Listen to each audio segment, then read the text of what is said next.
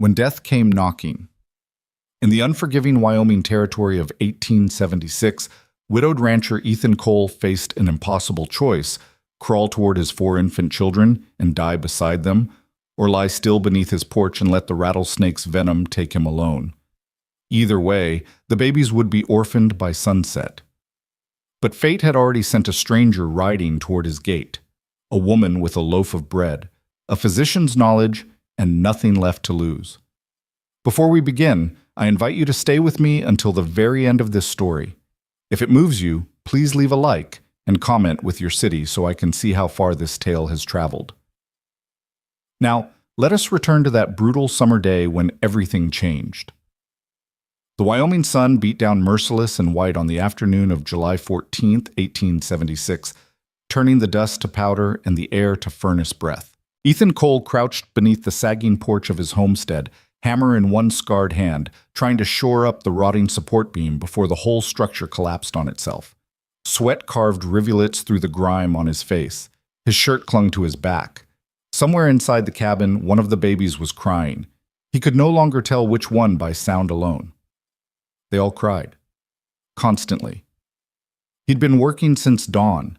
The fence by the north pasture, the chicken coop door, the roof shingles that kept peeling away in the wind like old skin.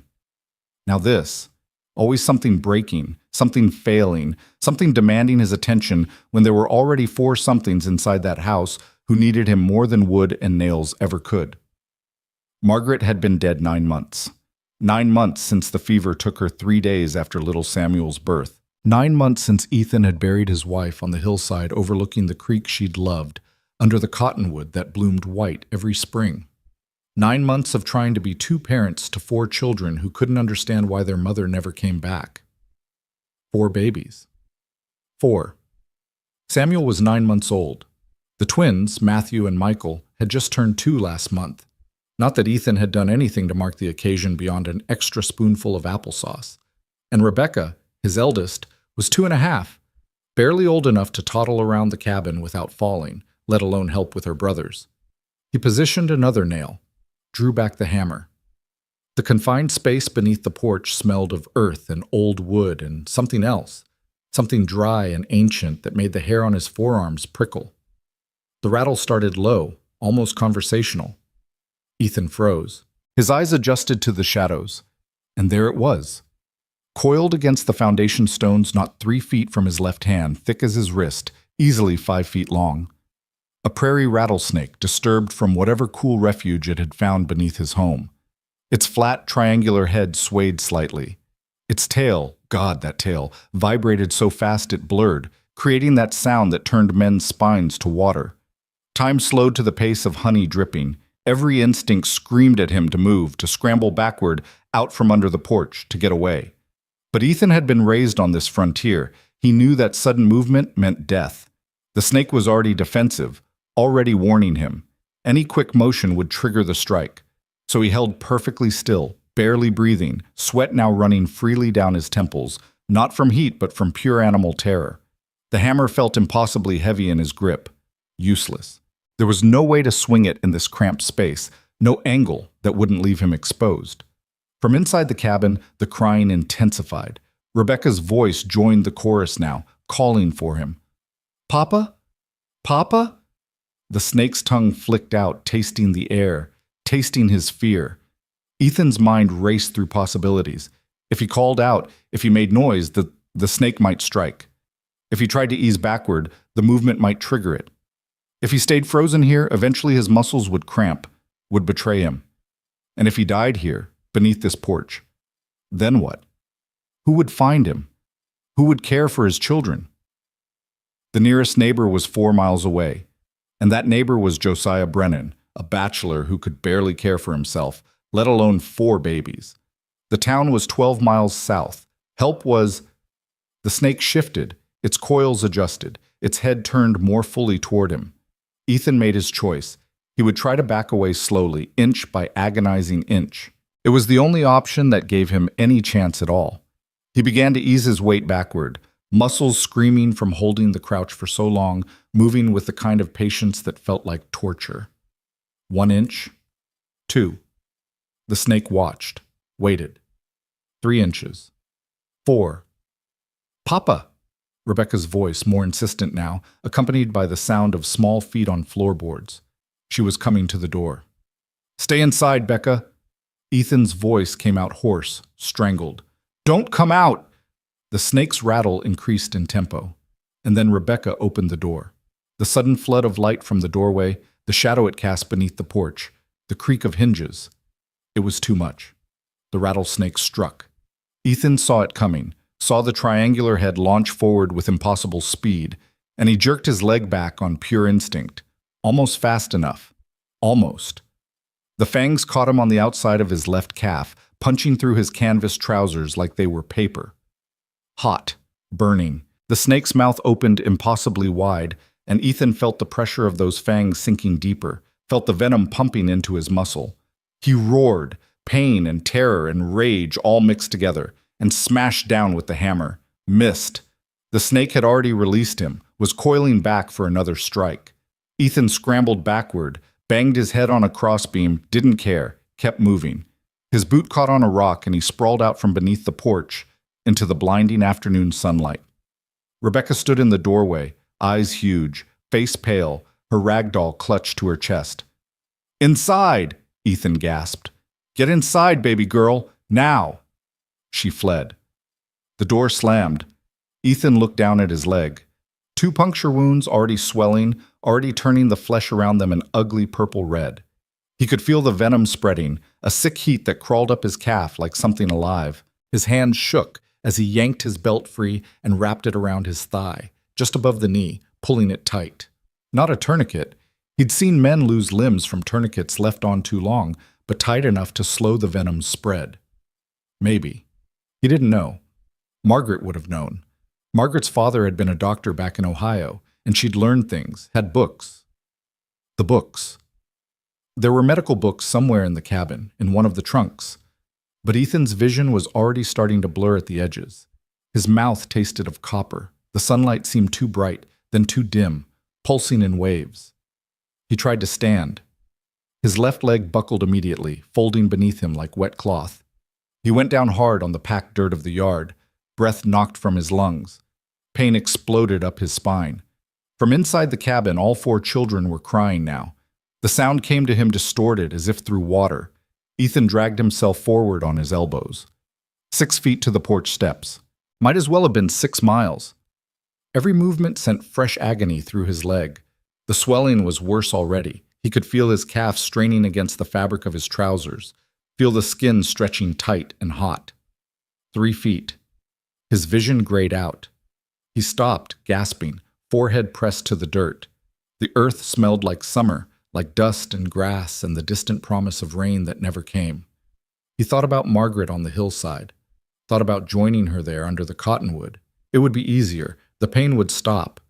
But the babies. His babies. Ethan growled and pulled himself forward another foot, then another. His fingers found the bottom step. He gripped it, hauled himself up. His arms were shaking. The venom was spreading faster now. He could feel it, a sickness creeping through his blood, turning his muscles to water, his thoughts to fog.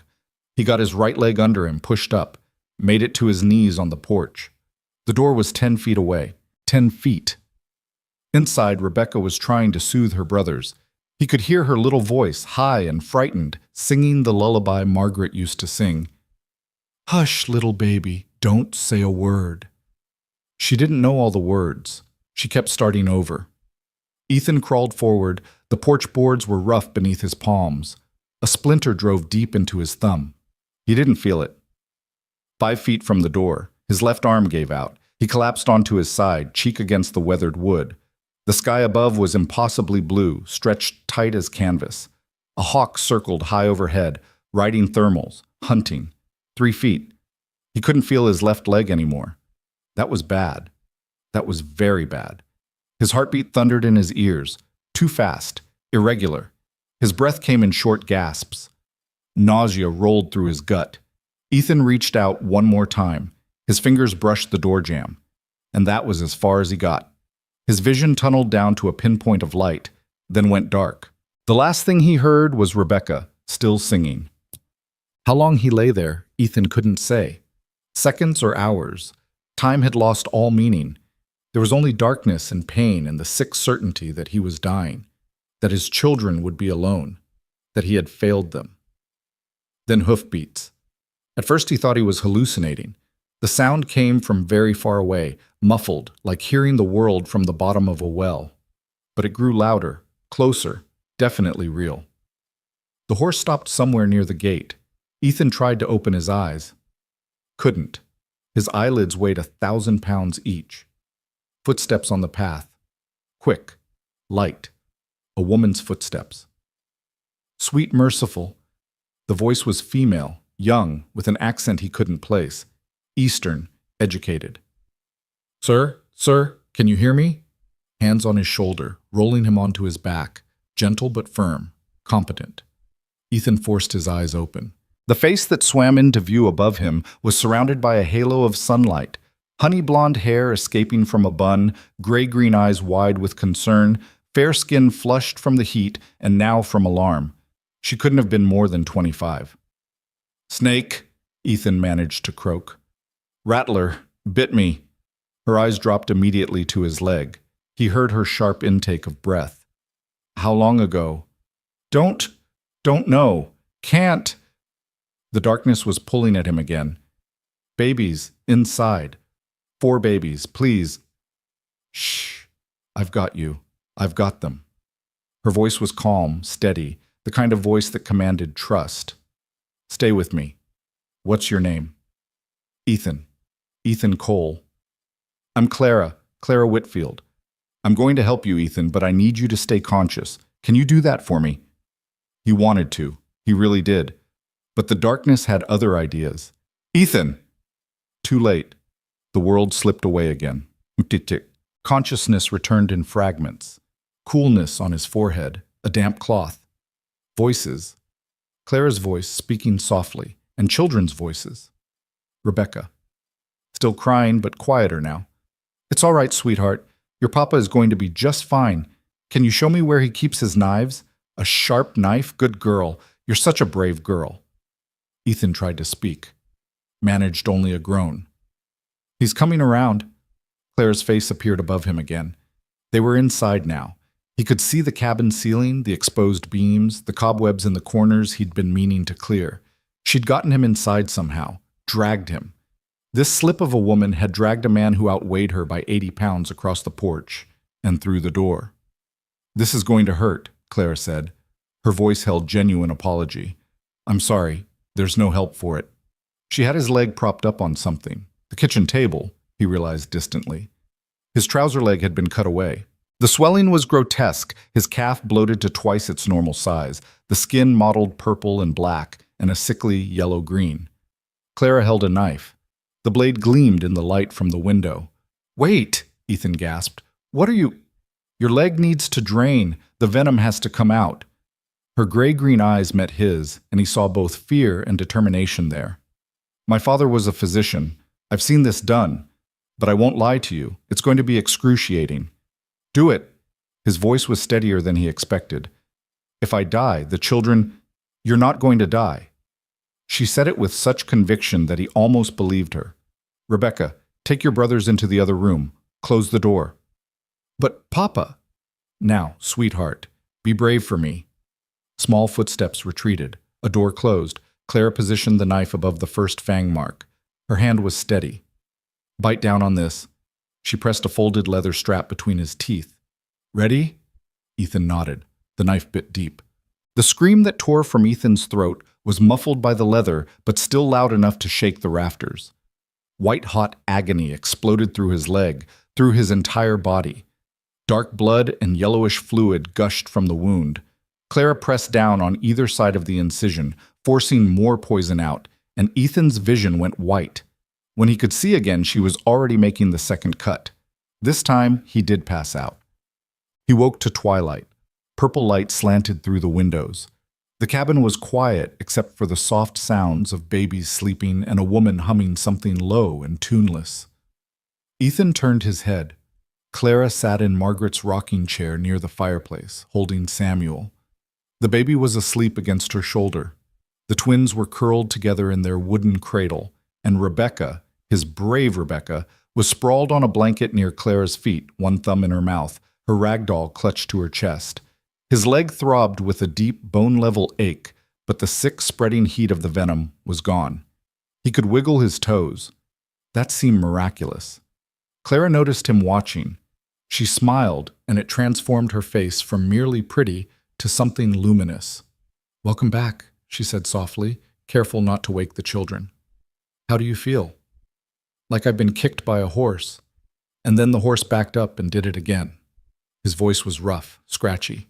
His throat felt like sandpaper. "That's actually a good sign. If you felt nothing at all, I'd be worried." She stood carefully, settling Samuel into the cradle with his brothers, then brought Ethan a cup of water. She helped him sit up enough to drink, one hand supporting the back of his head. The water was cool, sweet, the best thing he'd ever tasted. He drained the cup. "Easy," Clara cautioned. "Not too much at once, or you'll be sick." He lay back, studying her in the growing darkness.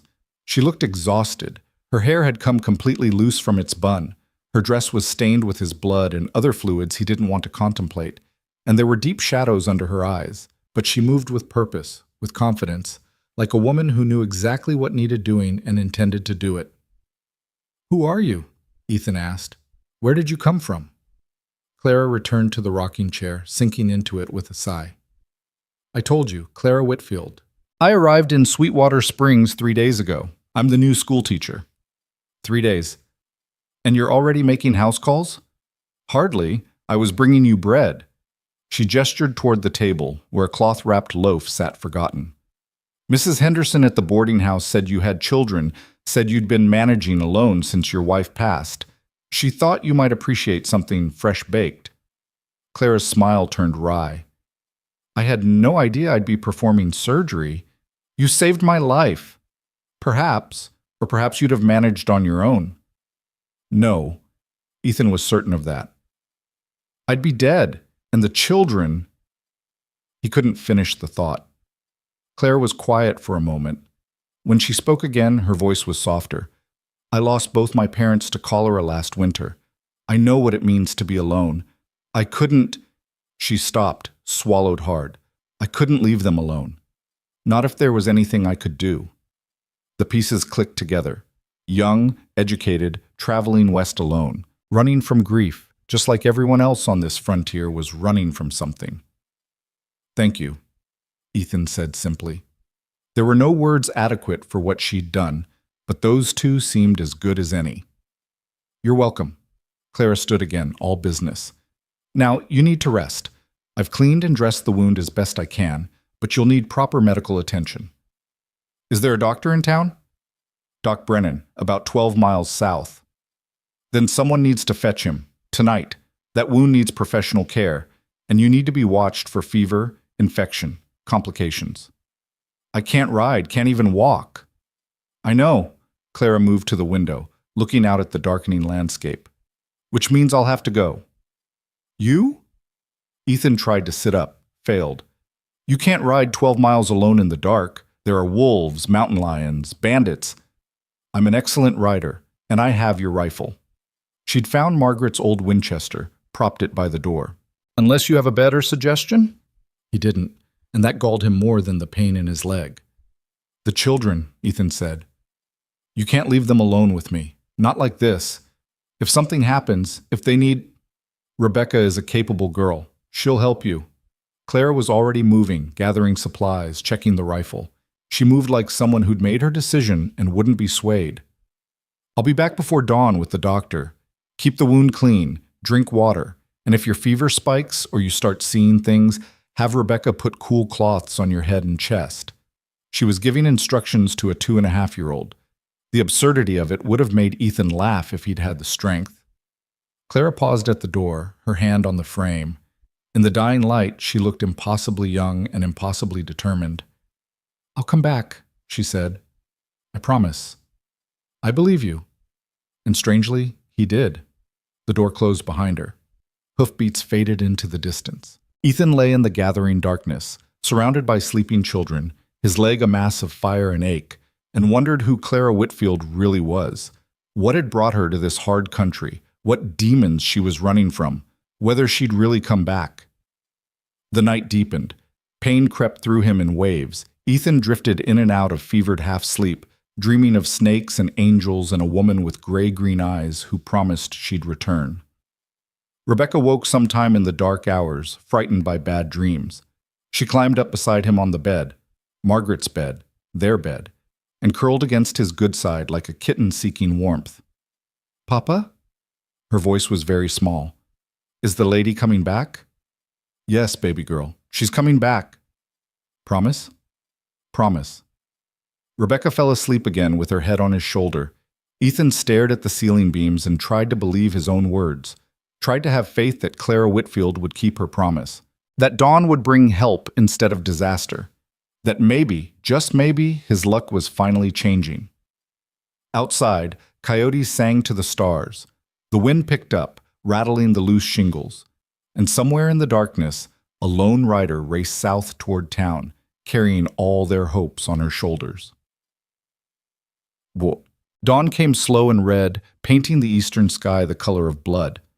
Ethan had slept poorly, waking every hour to check on the children, to shift his throbbing leg, to listen for hoofbeats that never came.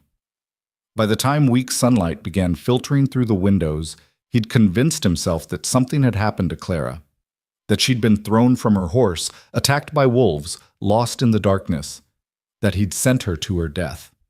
Rebecca stirred beside him, yawned, sat up, her hair stuck out in all directions. "Morning, Papa." "Morning, sweetheart." "I'm hungry." Of course she was. They were always hungry. Ethan looked toward the kitchen area, calculating. There was cornmeal in the tin, eggs from the chickens, if any of them had laid, milk from the cow, if he could convince Rebecca to do the milking, though at 2.5 that was asking a lot. "Can you get your brothers up?" Ethan asked. "Get them changed?" Rebecca's face fell. She hated changing the twins. They squirmed and kicked and made it nearly impossible, but she nodded bravely and slid off the bed. Ethan watched her go, his heart aching with pride and sorrow in equal measure. She was so small, too small to be changing diapers and fetching water and helping care for 3 babies, too small to have lost her mother, too small for any of this. He tried to sit up. The movement sent lightning through his leg, and he gasped, fell back. The wound had bled through Clara's bandaging during the night. Dark stains spread across the white cloth. From the other room came the sounds of Rebecca attempting to wrangle her brothers. The twins were awake and protesting loudly. Samuel started crying in sympathy. Ethan closed his eyes. This was impossible. He couldn't do this alone. He'd been fooling himself for 9 months, pretending he could be enough for these children. But he wasn't enough. He would never be enough. Hoofbeats. Ethan's eyes snapped open. He held his breath, listening. Multiple horses this time. 2, maybe 3. Coming fast up the path. Relief flooded through him so powerfully it was almost painful. She'd done it. Clara had brought help. The front door banged open without ceremony. Clara came through first, looking even more exhausted than she had last night, but triumphant. Behind her came a grizzled man in his 60s carrying a black medical bag. Doc Brennan. Ethan recognized him from town. And to Ethan's surprise, a third figure, Mrs. Henderson from the boarding house, a stout woman in her 50s with steel gray hair and no-nonsense eyes. "Well," Mrs. Henderson announced, surveying the chaos of crying children and bloody bandages and general disaster, "you've certainly gotten yourself into a state, Mr. Cole." Clara went straight to the children while Doc Brennan approached the bed, already rolling up his sleeves. "Let's see the damage," the doctor said. He unwrapped Clara's bandaging with practiced efficiency, and Ethan saw him nod approvingly. "Good work on the drainage, clean cuts, proper depth. You probably saved his life, Miss Whitfield." "I only did what my father taught me," Clara called from across the room. She had Samuel in her arms and was directing Rebecca to help with the twins. Mrs. Henderson had already taken over the kitchen, firing up the stove, finding the cornmeal. Doc Brennan probed the wound, and Ethan hissed through his teeth. The doctor grunted. "Swelling's down significantly. No signs of gangrene, no streaking. You're a lucky man, Cole. Most rattler bites this bad. We're looking at amputation or worse." "How bad?" Ethan managed. "Bad enough. You're not walking on this for at least 2 weeks. Even then, you'll need a crutch for a month or more. And there's going to be permanent nerve damage. You'll likely have numbness, maybe some weakness in the calf. The doctor began cleaning the wound with something that burned like hellfire. But you'll keep the leg, and your life could be a lot worse. 2 weeks bedridden, a month on crutches. Ethan looked at his children, Rebecca trying to corral Matthew, Michael clinging to Clara's skirt, Samuel fussing in her arms, and felt panic rising in his chest. There's no one to... Already sorted, Mrs. Henderson called from the kitchen. She'd found eggs somewhere and was whisking them in a bowl. Miss Whitfield will be staying here to help with the children and the household. Ethan's gaze snapped to Clara. She met his eyes evenly, no hesitation, no doubt. Just until you're back on your feet, she said. Someone needs to keep these babies fed and cared for. It might as well be me. You're the school teacher. School starts in 3 weeks. Plenty of time. Clara bounced Samuel gently, soothing his cries. Besides, Mrs. Henderson has agreed to let me out of my contract at the boarding house. I'll stay here in exchange for room and board. It's practical. Practical. As if taking on 4 babies and an injured man in a falling-apart cabin was practical. As if uprooting her life for strangers was practical. But the relief that coursed through Ethan was too powerful to argue with. He nodded, unable to speak around the lump in his throat. Doc Brennan finished bandaging the wound with fresh dressings. I'll check back in 3 days. Keep it clean, keep it elevated. If you develop fever, chills, or if the swelling comes back, send for me immediately. He closed his bag with a decisive snap. Miss Whitfield, you did fine work. Your father taught you well. Clara's smile was sad. He was a good teacher. Mrs. Henderson had breakfast ready with astonishing speed, scrambled eggs, cornmeal mush, and fresh bread she'd brought from town. She fed the children first, spooning mush into eager mouths, wiping faces, maintaining order with the kind of firm kindness that came from years of managing boarding house residents. Ethan watched it all from the bed, feeling useless and grateful, and overwhelmed in equal measure. These women, strangers really, had swooped in and taken control of his collapsing life without being asked, without expecting anything in return. Well, that wasn't quite true. Clara was expecting room and board, but still. Doc Brennan left after breakfast, promising to return in 3 days and threatening dire consequences if Ethan so much as thought about standing up. Mrs. Henderson stayed long enough to help Clara organize the cabin, what little there was to organize, and to provide detailed instructions on caring for young children that Clara absorbed with focused attention. The twins need watching every second, Mrs. Henderson warned. They're into everything at this age, and the baby will need feeding every few hours. You'll get no sleep for a while. I'm used to little sleep, Clara said. Finally, in the early afternoon, Mrs. Henderson prepared to leave. She paused at the door, fixing Clara with a stern look. You're sure about this, girl? It's not too late to change your mind. You can still take the teaching position and room at my house. No one would think less of you. Clara glanced at the children, Rebecca showing her brothers how to stack wooden blocks, Samuel sleeping in the cradle, the twins investigating the contents of a low cupboard, and then at Ethan, still lying pale and weak on the bed. I'm sure, she said. Mrs. Henderson nodded. You're a good girl, Clara Whitfield. Your parents raised you right. She softened slightly. But don't let yourself be taken advantage of, you hear? Mr. Cole is an honorable man, but men can be thoughtless creatures when they're desperate. You make sure he appreciates what you're doing here. I will. After Mrs. Henderson left, the cabin fell into an almost eerie quiet. Just Clara and Ethan and 4 children looking at each other across the space, all of them suddenly aware that they were in this together now. That for better or worse, their lives had become entangled. Rebecca broke the silence. Are you going to be our new mama? Rebecca! Ethan was mortified. Miss Whitfield is here to help while I heal, that's all. But Clara knelt down to Rebecca's level, gentle and serious. I'm not here to replace your mama, sweetheart. No one could do that. But I can take care of you and your brothers for a while, if that's all right with you. Rebecca considered this gravely. Then she nodded. Okay, but you have to know the bedtime song, Mama's bedtime song. Will you teach it to me?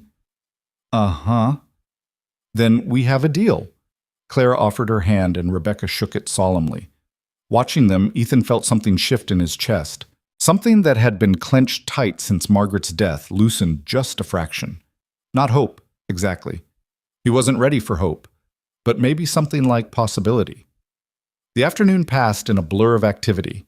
Clara proved herself remarkably capable, managing the children with patience and good humor, finding her way around the kitchen despite its limitations, even venturing out to milk the cow, a task she admitted she'd never done before but figured out through trial and error and one very annoyed bovine. Ethan tried to help from the bed, calling out instructions, but mostly he just watched. Watched this stranger transform his household from barely controlled chaos into something that almost resembled order. Watched her sing to Samuel while she changed his diaper. Watched her referee disputes between the twins over who got which wooden spoon. Watched her braid Rebecca's tangled hair with careful fingers. By evening, he was exhausted just from watching. Clara made a simple supper, beans and salt pork and bread, and fed the children first, then brought Ethan a plate. She'd propped him up with pillows so he could eat sitting, and the food was plain but good, seasoned with something he couldn't identify. Some herb she'd found in the garden, maybe. "You're good at this," Ethan said. Clara smiled faintly. "I helped raise my younger cousins before." She trailed off. Before her parents died. Before everything changed. "I'm not unused to children." "Still, this is more than you bargained for." "Life usually is." She settled into the rocking chair with her own plate, suddenly looking every bit as exhausted as Ethan felt. "Besides, I needed this. Needed to take on 4 babies and an invalid? Needed to be useful. Needed to matter." Clara stared into the fire, her eyes distant. "After my parents died, I sold everything.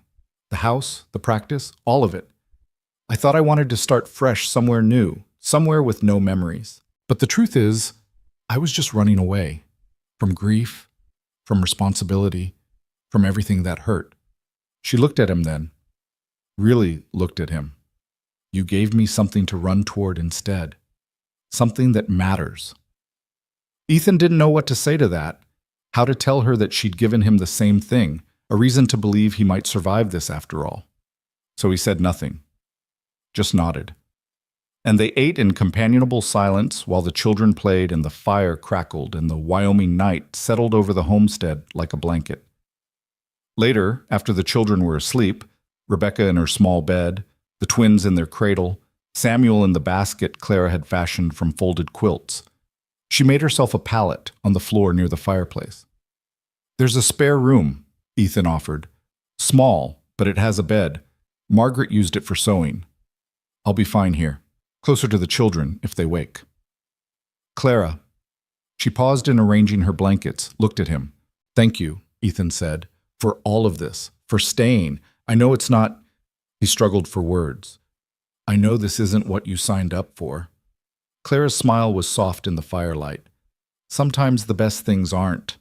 She lay down, pulled the blanket over herself, and within minutes her breathing had evened into sleep. Ethan lay awake longer, his leg throbbing, his mind racing. Tomorrow he'd start figuring out how to manage the ranch from his bed, how to keep things running until he could walk again, how to make sure Clara didn't regret her decision to stay. But for tonight, for this one night, he let himself simply be grateful. Grateful for bread delivered at the right moment. Grateful for a woman who knew how to cut venom from a wound. Grateful for the sound of children sleeping safe and someone else keeping watch. Outside, the coyotes sang again. But this time, Ethan didn't hear them as a threat. Just as another sound in the vast Wyoming night, no more dangerous than the wind or the creek or the rustling of grass. He closed his eyes and let sleep take him. And for the first time in 9 months, he didn't dream of Margaret dying. He dreamed of mourning. The first 3 days passed in a rhythm that felt both strange and oddly natural. Clara woke before dawn each morning to the sound of Samuel's hungry cries, and by the time pale light crept through the windows, she already had the fire stoked, coffee brewing, and the baby changed and content. Ethan would wake to find her moving quietly through the cabin, her hair loose down her back, humming those tuneless melodies that seemed to soothe the children even when words failed. She never complained, Not about the endless diapers or the twins' tendency to dump their breakfast on the floor, or Rebecca's questions that came rapid fire from the moment she opened her eyes until the moment she finally surrendered to sleep. Not about the cramped quarters or the leaking roof or the mice that skittered through the walls at night. But Ethan saw the exhaustion settling into her bones, saw the way her hands trembled slightly when she thought no one was watching, saw her slip outside after the children were asleep and stand alone in the darkness, shoulders shaking with silent tears she wouldn't let anyone witness. On the third evening, after she'd gotten all 4 children down and sat slumped in the rocking chair looking half dead herself, Ethan finally spoke what had been building in his chest. "You need rest." Clara's eyes opened slowly. "I'm fine." "You're not. You haven't slept more than a few hours at a time since you got here." "Neither have you." "I'm lying in bed all day. You're running yourself into the ground." Ethan shifted, trying to ease the constant ache in his leg. "Tomorrow when Doc Brennan comes, I'm going to ask him to send someone from town, a hired girl to help." "With what money?" Claire's voice was gentle but pointed. "Ethan, I've seen your ledgers. I had to find the coffee tin to make breakfast that first morning." She didn't say the rest, that the coffee tin had contained exactly 14 cents and a button, that the root cellar was nearly empty, that the fence post needed replacing and the roof needed patching and the chicken coop was falling apart. Heat crept up Ethan's neck. "I've got credit at the general store." "Which you're already extended on." Claire leaned forward, elbows on her knees. "I'm not criticizing. I know you've been doing everything you can, but hiring help costs money you don't have. I'm already here. I'm already helping. Let it be enough." "It's not fair to you." "Life isn't fair." The words came out sharp, and Clara closed her eyes, took a breath. When she spoke again, her voice was softer. "I'm sorry. I just meant, I'm here by choice, Ethan. My choice. You don't owe me fairness. You don't owe me anything." But he did? He owed her everything, his life, his children's well-being, the fragile hope that maybe they'd all survive this summer after all. Before he could figure out how to say any of that, Rebecca appeared in the doorway to the bedroom, ragdoll clutched to her chest, lower lip trembling. "I had a bad dream." Clara was up instantly, crossing to scoop the little girl into her arms. "Come here, sweetheart. Tell me about it." "There was a big snake and it eated Papa and you went away and we were all alone and—" Rebecca dissolved into tears against Clara's shoulder. Clara carried her to the rocking chair, settled them both in it, began the gentle rocking motion. "Shh, I've got you. It was just a dream, just a dream. Your Papa is right there, see? Safe in his bed, and I'm not going anywhere. Promise?" "I promise." "Mama promised too." Rebecca's voice was muffled, barely audible. She promised she'd get better, but she didn't. Clara's eyes met Ethan's across the dim room. The pain in them was raw, unguarded. She knew what it meant to have promises broken by death, knew exactly what this child was feeling. "You're right," Clara said quietly. "Your mama wanted to keep that promise more than anything. But sometimes people get sick, and even when they fight as hard as they can, their bodies give out. That wasn't your mama's fault. And it wasn't because she didn't love you enough." "Did she love me?" "Oh, sweetheart," Clara's voice cracked. "She loved you more than the sky is wide, more than the grass is long, more than there are stars in heaven. Your Papa has told me so much about her, and I can hear it in every word, how much she loved all of you." Ethan's throat closed. He had said almost nothing about Margaret to Clara. A few bare facts, maybe. But Clara was giving Rebecca what she needed to hear, truth woven with gentleness. And maybe that was worth more than strict accuracy. "I don't remember her face anymore," Rebecca whispered. "I try, but I can't see it." Clara looked to Ethan, a silent question. He nodded toward the trunk in the corner. She understood immediately. Still holding Rebecca, she crossed to the trunk and opened it one-handed. Inside, wrapped in oilcloth, was the daguerreotype from their wedding day. Margaret in her mother's dress, Ethan stiff and uncomfortable in his one good suit, both of them young and hopeful and completely unprepared for what lay ahead. Clara brought it back to the rocking chair, angled it so Rebecca could see in the firelight. "That's your mama," Ethan said, his voice rough. "That's Margaret. You have her eyes, same shape, same color, and when you smile, really smile, you look just like her." Rebecca traced her small fingers over the glass, reverent. "She's pretty. She was beautiful, Clara agreed. Inside and out, I'd wager. They sat like that for a long while, Rebecca studying the photograph, Clara rocking slowly, Ethan watching from the bed and trying not to let them see the tears tracking down his face. Finally, Rebecca's eyes began to droop. Clara set the daguerreotype carefully aside and carried the child back to bed, tucking her in with the rag doll and a whispered good night. When she returned to the main room, she found Ethan had managed to sit up, legs over the side of the bed, his injured leg braced carefully. "What are you doing?" Clara asked, alarmed. "Doc Brennan said—" "I know what he said, but I can't stay flat on my back forever." Ethan gritted his teeth against the pain. "I need to start putting weight on it, testing it." "Not yet. It's only been 3 days. Clara, I've got a ranch to run, cattle to check, fences to mend. I can't afford to be laid up for 2 weeks." "You can't afford not to be." She crossed her arms, and Ethan recognized the stubborn set of her jaw. "If you push too hard too fast, you'll tear something. Make it worse. Then you'll be down for a month instead of 2 weeks. Is that what you want?" It wasn't, but lying here while everything fell apart around him was driving him mad. "At least let me help you outside," Clara said, her tone softening. "Fresh air would do you good. We can get you to the porch, let you sit in the sun for a while. Would that help?" It would. Even just the thought of something other than these 4 walls made Ethan's chest loosen slightly. He nodded. Getting him upright was an ordeal that involved a great deal of cursing under his breath, Clara's surprising strength, and a crutch fashioned from an old fence post that Doc Brennan had left. By the time they made it to the porch, Ethan was sweating and breathless, and his leg felt like someone was driving hot nails through the bone.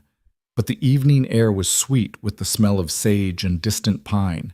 The sun was setting in a blaze of orange and gold, and for the first time in days, Ethan could see his land spread out before him, the pastures, the creek winding through the valley, the mountains rising purple in the distance. Clara helped him into the old chair Margaret used to favor, then stood beside him, following his gaze.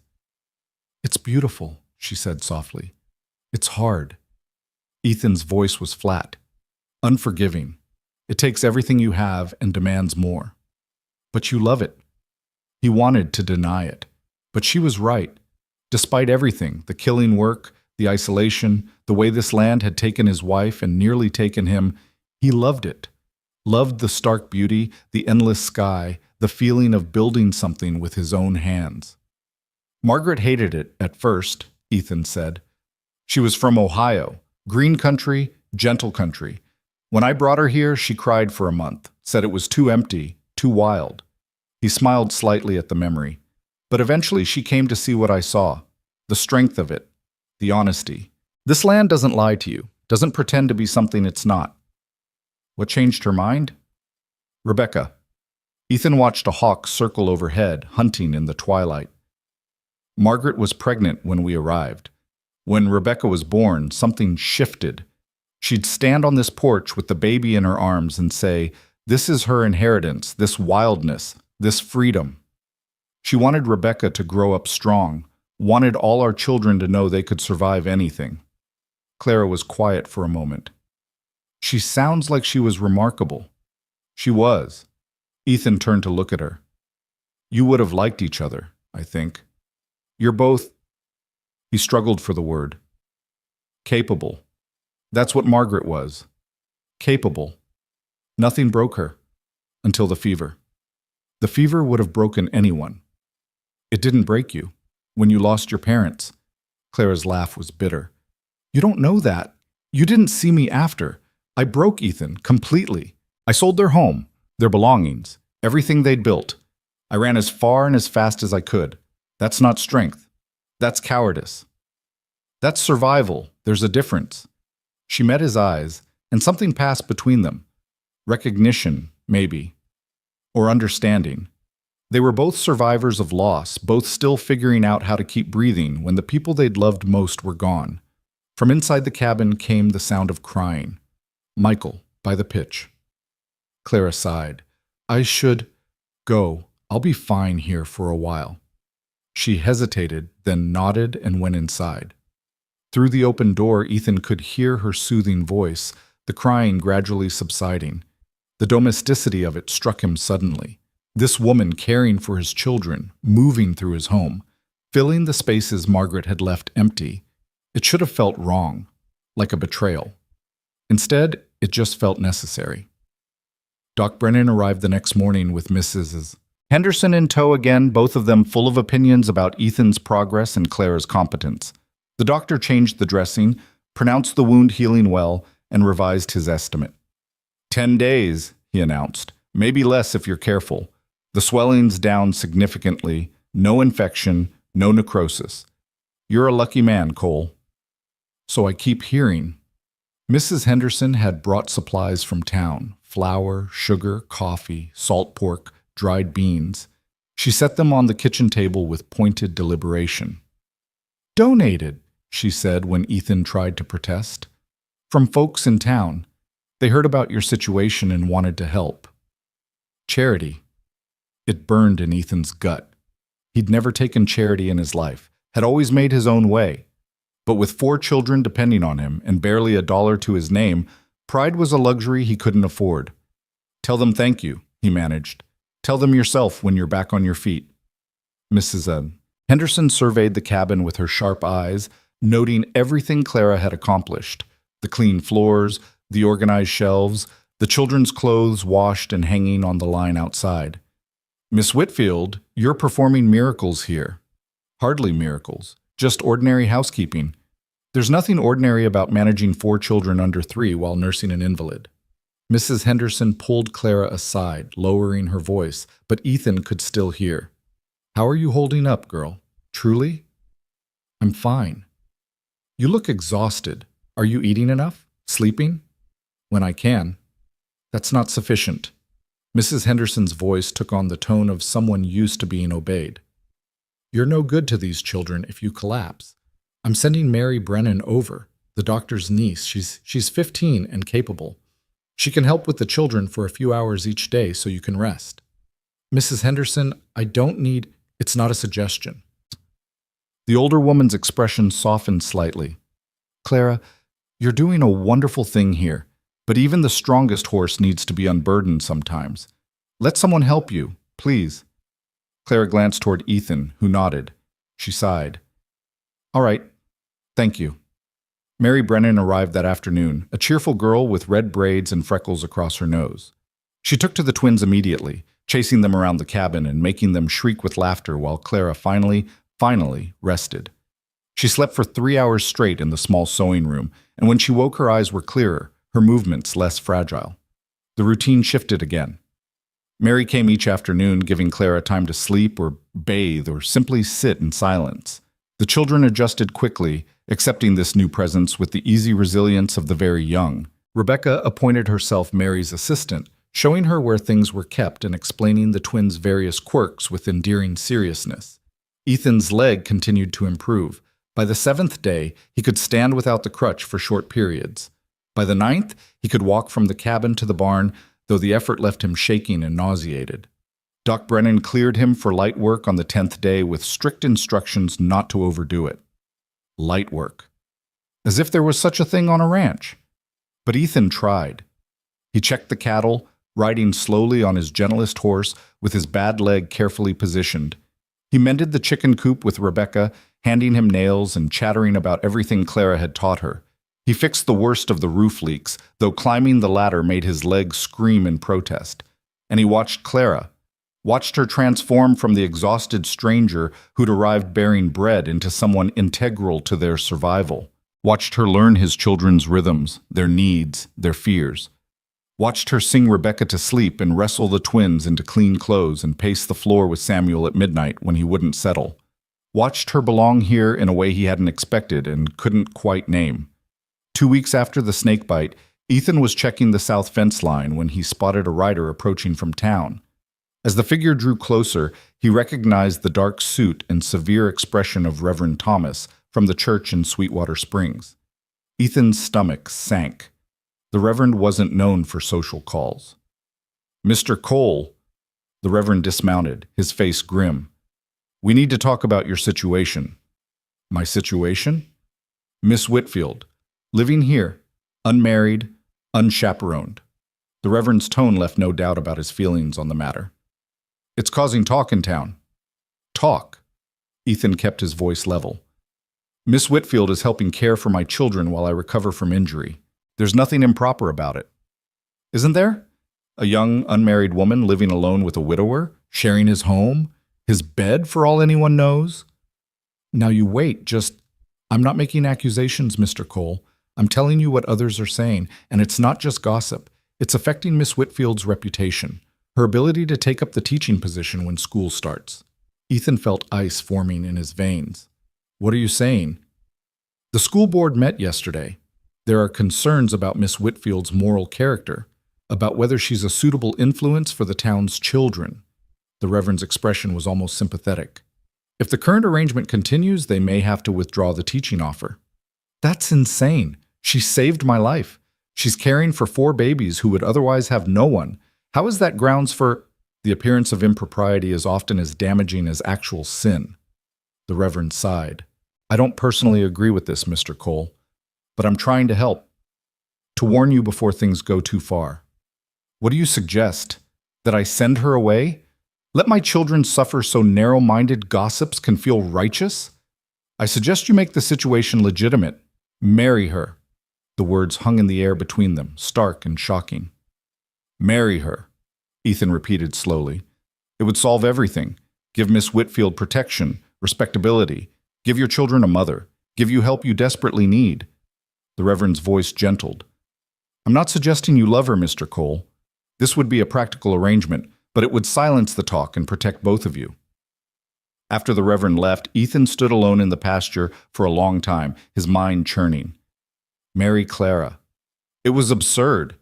They barely knew each other. She was Margaret's opposite in every way, educated, refined, from a world of books and medicine and civilization. She'd never intended to stay here permanently, had only meant to help until he recovered.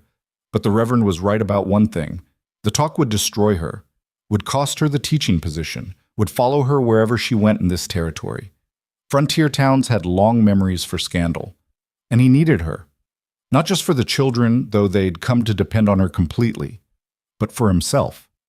For the way she made the cabin feel less empty, for her competence and quiet strength, for the moments when their eyes met across the room and he felt less alone than he had in months. He couldn't marry her. It would be taking advantage of her kindness, trapping her in a life she'd never chosen. But he couldn't let her be destroyed by helping him either. When Ethan returned to the cabin, Clara was kneading bread at the kitchen table while the children napped. She looked up at his expression and stilled. What's wrong? He told her. All of it. The Reverend's visit, the school board's concerns, the threat to her reputation and livelihood. Clara's face went pale, then flushed, then settled into a careful blankness that was somehow worse than any emotional display. I see, she said quietly. I'm sorry. This is my fault. I should have thought about how it would look, should have insisted you stay in town. It's not your fault, and I wouldn't have stayed in town regardless. Clara returned to kneading with deliberate focus. I made my choice with full knowledge of the potential consequences. But the teaching position was never guaranteed. Frontier towns are fickle about who they trust with their children. Her hand stilled on the dough. I've seen this before. A woman helps a man, even innocently, and suddenly she's suspect. It doesn't matter what actually happened, only what people imagine might have happened. Ethan moved closer, wishing his leg didn't make him limp, wishing he had something useful to offer. The Reverend suggested a solution. Clara's laugh was sharp. Let me guess. Marriage. Yes. Of course he did. Because a woman's respectability can only be secured by attaching her to a man. Her own character, her own choices, her own worth, none of that matters. She slapped the dough down harder than necessary. I'm sorry. I'm not angry at you. I'm just... She stopped, took a breath. Tired. I'm tired of a world where I can't even help someone without it being turned into something shameful. So you'd refuse? Even if it meant losing everything? Clara met his eyes. Would you accept? Even if it meant being trapped with a stranger? The question hung between them, heavy with implications. Ethan pulled out a chair, sat heavily. His leg was throbbing from the day's work. I don't know what the right answer is, but I know I can't let you suffer for helping me. If marriage is what it takes to protect you, then don't. Clara's voice was sharp. Don't propose marriage as some noble sacrifice. I've had quite enough of men making decisions about my life for my own good. Then what do you want? She was quiet for a long moment, her hands resting on the dough, her eyes distant. I want what I can't have. I want my parents back. I want a world where a woman can make her own choices without being punished for them. I want... Her voice broke. I want to matter to someone in a way that doesn't require me to disappear into someone else's life. You matter to my children. You've seen how they light up when you walk in the room, how Rebecca asks for you when she's scared, how the twins reach for you before they reach for me. I know, and that's... Clara wiped her eyes roughly.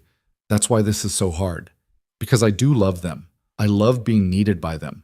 But is that enough reason to marry someone I barely know? To tie my entire future to this place? Ethan wanted to argue. Wanted to tell her that people had married for less. The frontier marriages were often born of necessity rather than affection. That love could grow from shared purpose if given time. But he'd had love once. Real, deep, complicated love with Margaret. And he knew the difference between that and mere convenience. No, he said finally. It's not enough. You deserve better than settling. Claire's smile was sad. So do you.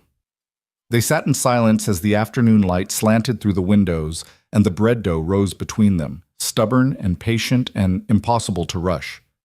Finally, Rebecca appeared in the doorway, rubbing sleep from her eyes, and the moment passed. Clara pulled herself together, smiled at the little girl, and asked if she wanted to help punch down the dough. Rebecca scrambled up onto a chair, delighted, and the cabin filled with her chatter and laughter. But Ethan saw the way Clara's hands trembled slightly, saw the shadow behind her smile. And he knew that no matter what they decided, someone was going to get hurt. The question was just how badly, and whether any of them could survive it. That evening, after the children were asleep and the dishes washed and put away, Clara stood at the window staring out into the darkness. Ethan could see her reflection in the glass, pale and ghostly, her arms wrapped around herself as if she were cold despite the summer heat that still radiated from the walls. I'll leave, she said quietly. Tomorrow, before the talk gets worse. And go where? Ethan asked from his chair. His leg was propped up, still aching from the day's work. Back to Mrs. Henderson's? Where everyone in town will whisper when you walk by. I'll go somewhere else. Another town. Another territory. Running again. Claire turned to face him, her eyes flashing. What else would you have me do? Stay and watch my reputation burn? Watch the school board withdraw their offer? Become the cautionary tale mothers tell their daughters? I'd have you fight. Fight how? With what weapons? I have no power here, Ethan. No family, no money, no standing. I'm just a woman who made the mistake of being kind to a stranger. Ethan pushed himself to his feet, ignoring the protest from his leg. You saved my life. You kept my children fed and safe and loved when I couldn't.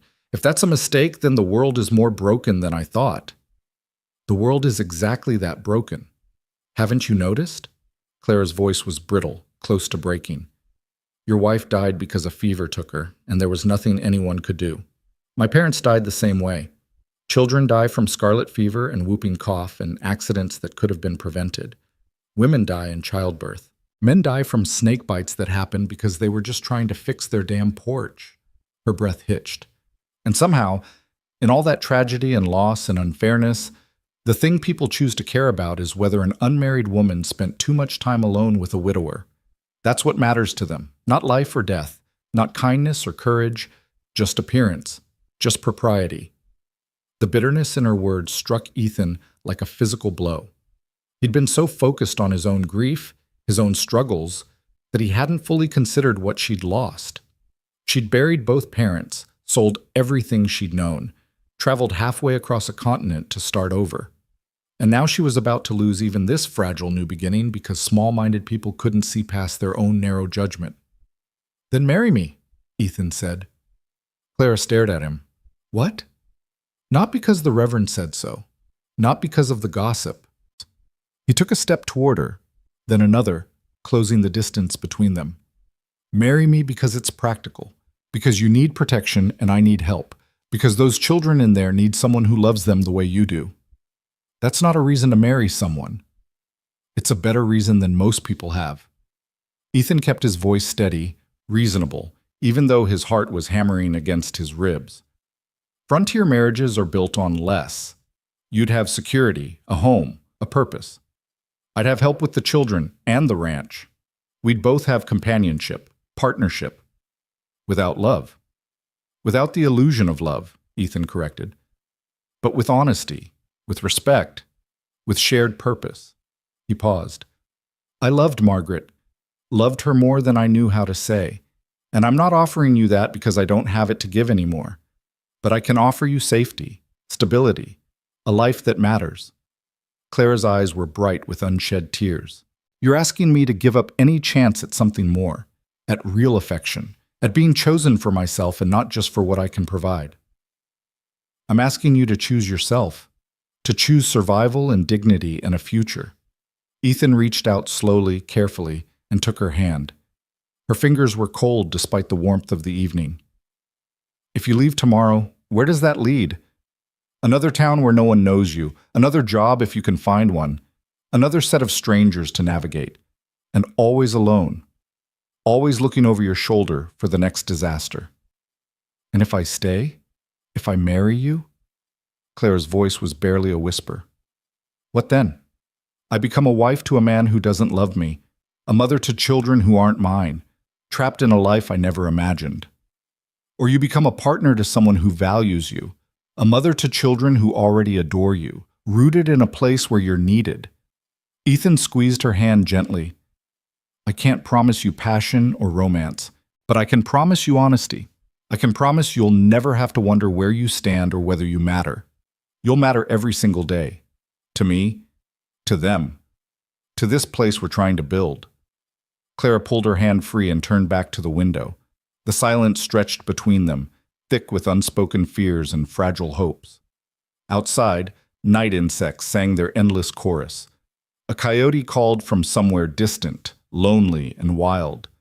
My father used to say that life is about choosing which hardships you can live with, Clara said finally. He said every path has its thorns. The question is which thorns you're willing to bleed for. Wise man. He was. Clara's reflection in the glass showed her wiping her eyes. He also said that sometimes the bravest thing you can do is accept help when it's offered, even if it costs you pride, even if it changes everything you thought you wanted. Ethan waited. His leg was screaming at him to sit down, but he stayed standing, stayed still, letting her work through whatever battle was raging in her mind. If I agreed, Clara said slowly, there would have to be conditions. All right. This would be a partnership, equal. I'm not some hired girl you can order around or dismiss when you're tired of me. Agreed. I get a say in decisions about the children, about the ranch, about our lives.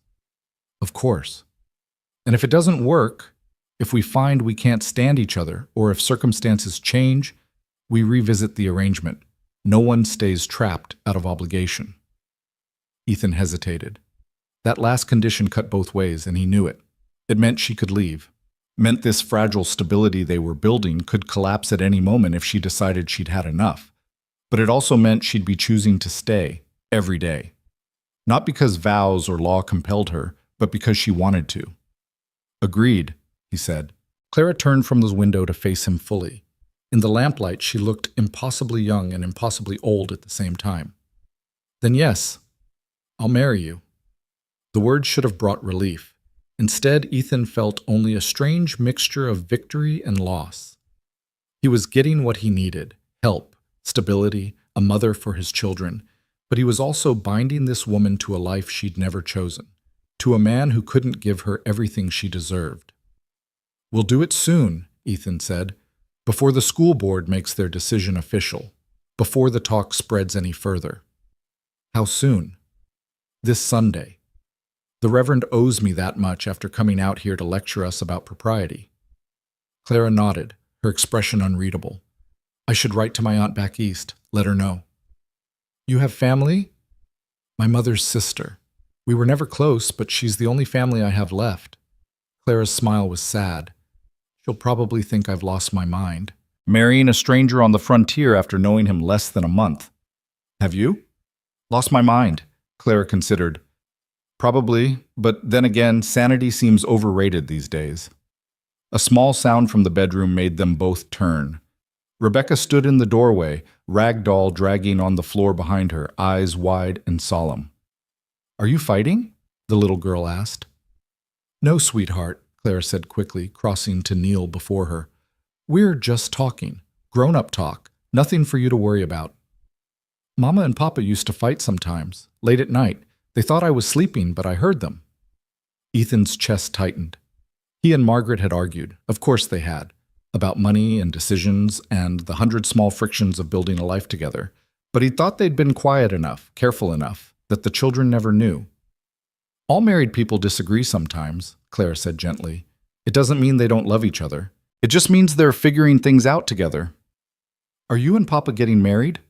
Clara glanced at Ethan, a question in her eyes. He nodded. Better to tell her now. Let her get used to the idea.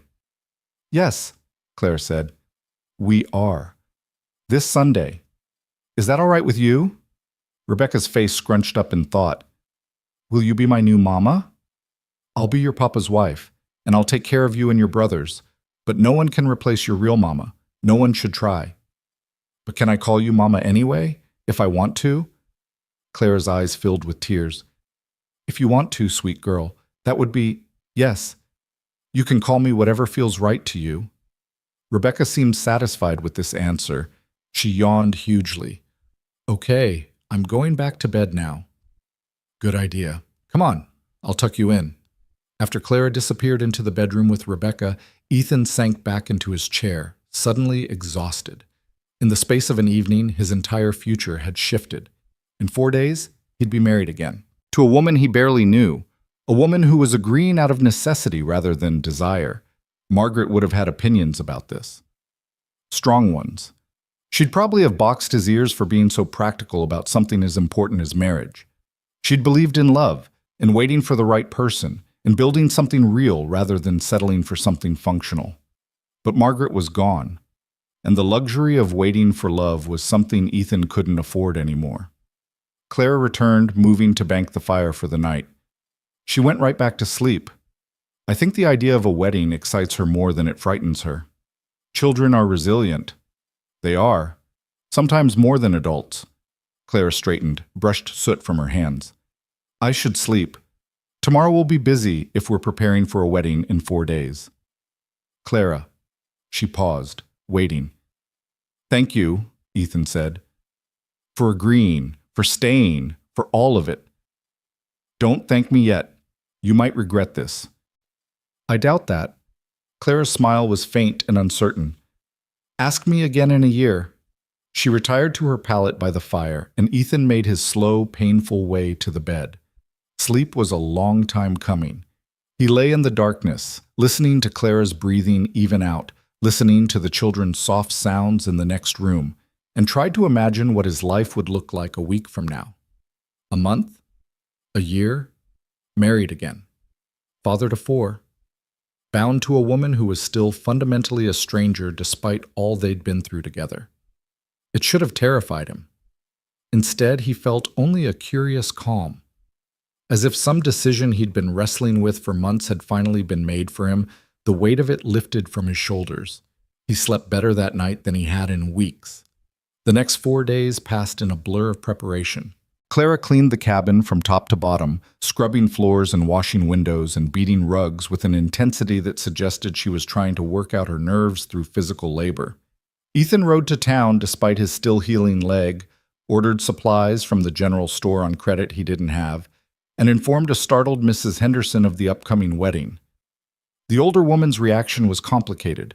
Relief that the situation was being made proper, concern about the rushed nature of the whole thing, and a sharp-eyed assessment of both Ethan and Clara that made him feel like a schoolboy being evaluated for character. You're both adults, Mrs. Henderson said finally. You're both going into this with your eyes open. That's more than most couples can say. She paused. But Ethan, you treat that girl right. She's been through enough loss. Don't add to it. I won't. See that you don't. Word spread through Sweetwater Springs with the speed of wildfire. By the time Ethan returned to the ranch, half the town knew about the wedding.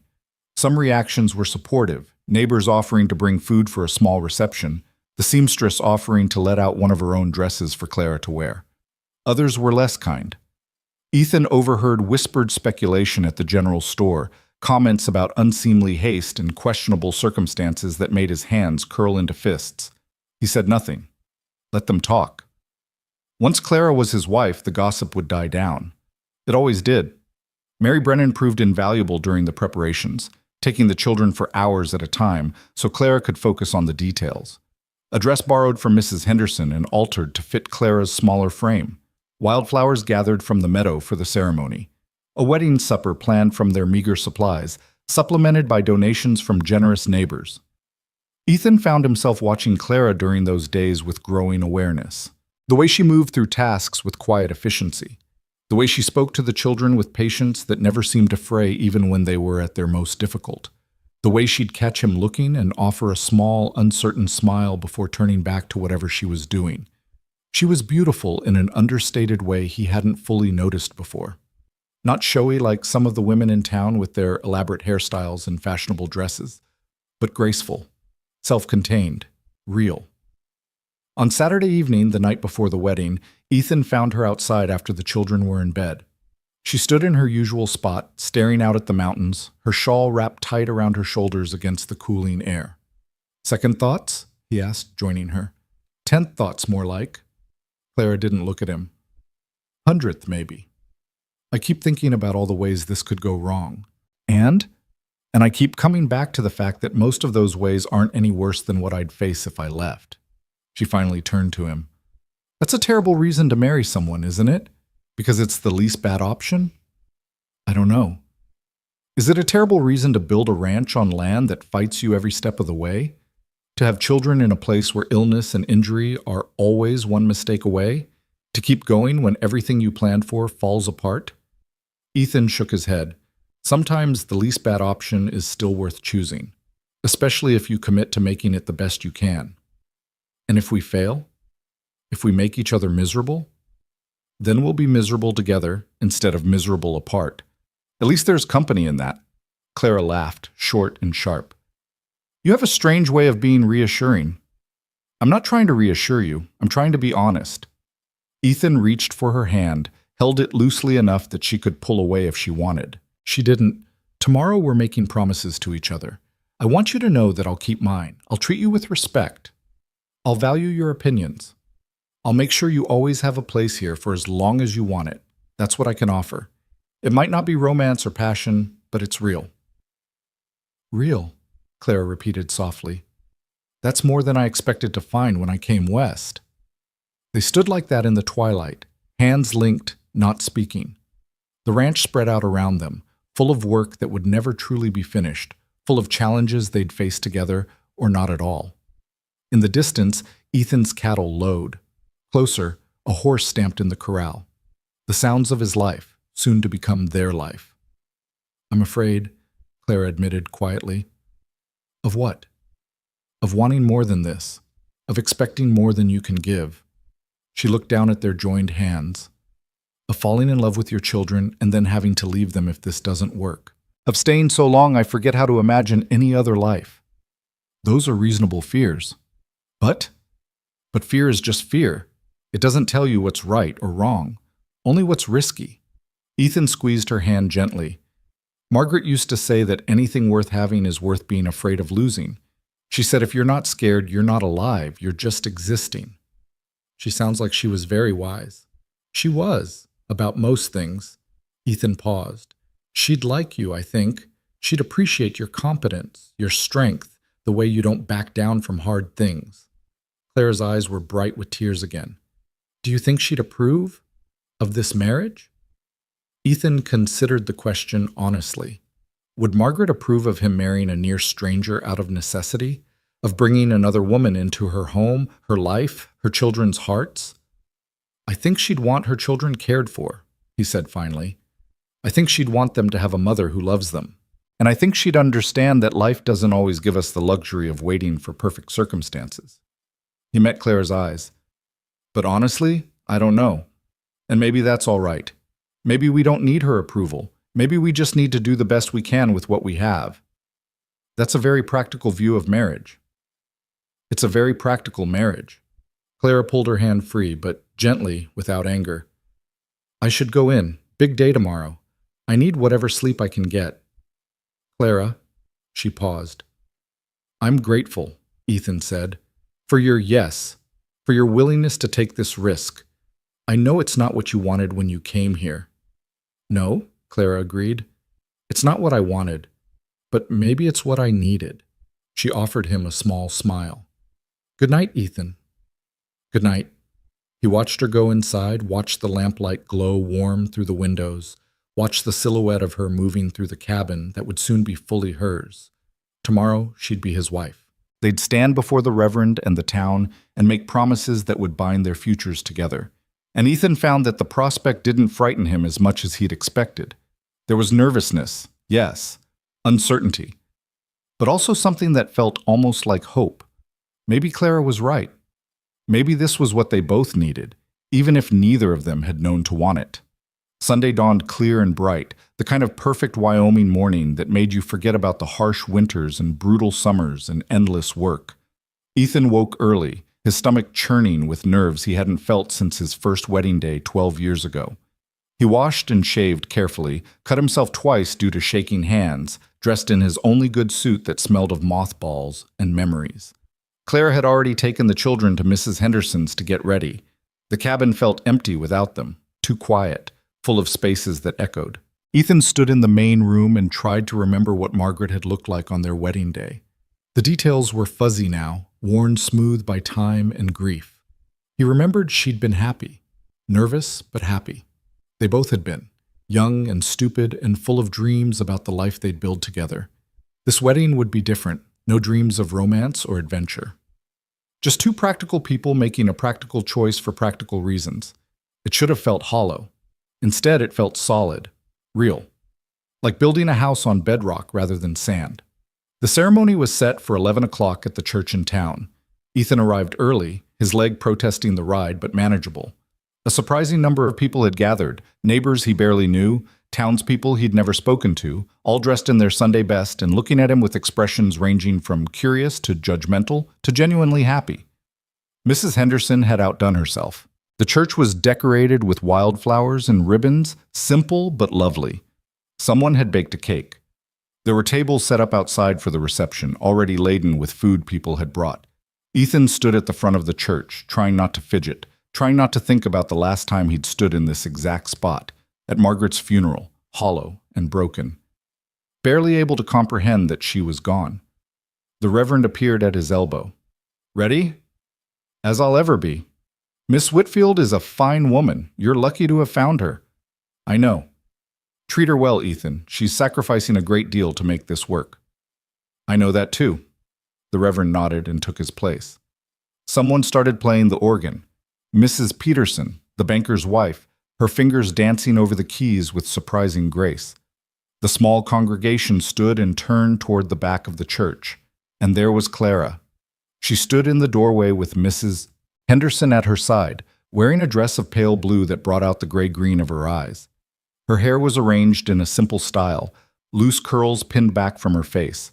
She carried a small bouquet of wildflowers, Indian paintbrush and lupine and white yarrow. She looked terrified and determined and heartbreakingly beautiful. Their eyes met across the length of the church. Ethan tried to offer a reassuring smile. Clara's lips twitched in something that might have been an answering smile or might have been suppressed panic. Then Mrs. Henderson patted her arm, and Clara began the long walk down the aisle. Ethan watched her come, this woman who was about to become his wife, and felt the weight of what they were doing settle over him. This wasn't just a convenience. This wasn't just solving a problem. This was a promise, a commitment, a choice they were both making to tie their lives together for better or worse. Claire reached him, and Mrs. Henderson stepped back. They stood facing each other, the Reverend between them, and Ethan could see his own nervousness reflected in Clara's eyes. "Dearly beloved," the Reverend began, and the familiar words washed over them, binding them together with vows as old as time and as fragile as hope. Ethan spoke his promises clearly, meaning every word even if they weren't spoken with the passion he'd felt 12 years ago. Claire's voice wavered only slightly as she made hers. They exchanged simple gold bands that Ethan had purchased on credit from the jeweler in town. And when the Reverend pronounced them man and wife, when Ethan kissed Claire's cheek in a chaste brush of lips that made her blush, it felt both utterly surreal and completely inevitable. They were married. The reception passed in a blur of congratulations and well wishes, of cake that was too sweet and punch that was too warm, of neighbors slapping Ethan on the back and women clustering around Clara with advice and opinion she accepted with polite grace. The children were returned to them, Rebecca resplendent in a new dress someone had gifted her, the twins confused but excited by all the attention. Samuel passed from arm to arm among the women who cooed over him. Through it all, Ethan watched his new wife navigate the social requirements of a frontier wedding with the same quiet competence she brought to everything else. She smiled at the right moments, thanked people graciously, deflected invasive questions with practiced ease. Only someone looking closely would see the tension in her shoulders, the way her hands trembled slightly when she thought no one was watching. Finally, mercifully, it was over. They loaded the children into the wagon, accepted final congratulations and farewells, and headed back to the ranch as the afternoon sun angled toward evening. The ride was quiet. Rebecca chattered about the wedding and the cake and all the people, but Clara and Ethan said little. What was there to say?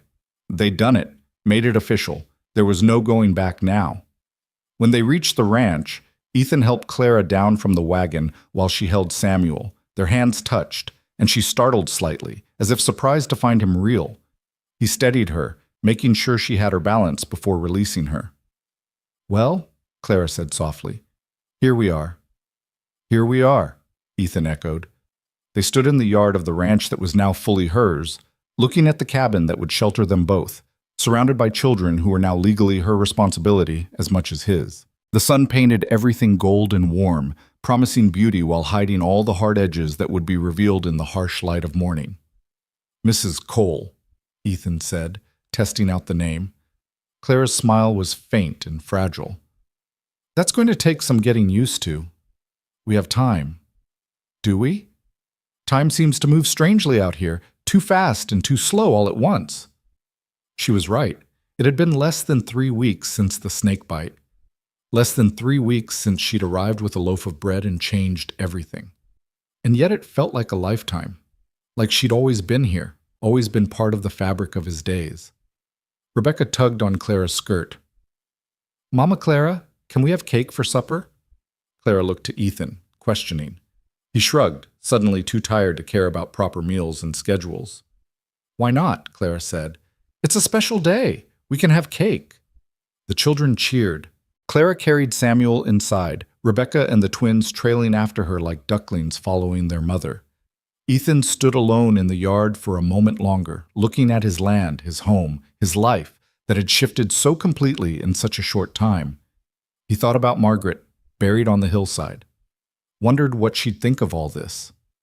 Wondered if she'd understand the choice he'd made, the necessity of it, the strange hope hidden at its center. Then he squared his shoulders and went inside to join his family, this new, unexpected, cobbled-together family that was his now, for better or worse, in all the complicated ways that mattered. The first week of marriage was an exercise in careful navigation. Clara moved her few belongings into the small sewing room, claiming it as her own space despite Ethan's half-hearted protest that married couples typically shared a bedroom. She'd looked at him with those clear gray-green eyes and said simply, "We agreed this was a partnership of convenience. Let's not pretend otherwise." He hadn't argued. The truth was, he was relieved. Sharing a bed with a stranger, even a stranger he'd married, felt like a betrayal of Margaret's memory that he wasn't ready for. Maybe wouldn't ever be ready for. So they established their separate territories within the small cabin. Clara's room, Ethan's room, the shared spaces where they orbited each other like planets following predictable paths, careful not to collide. The children noticed nothing amiss.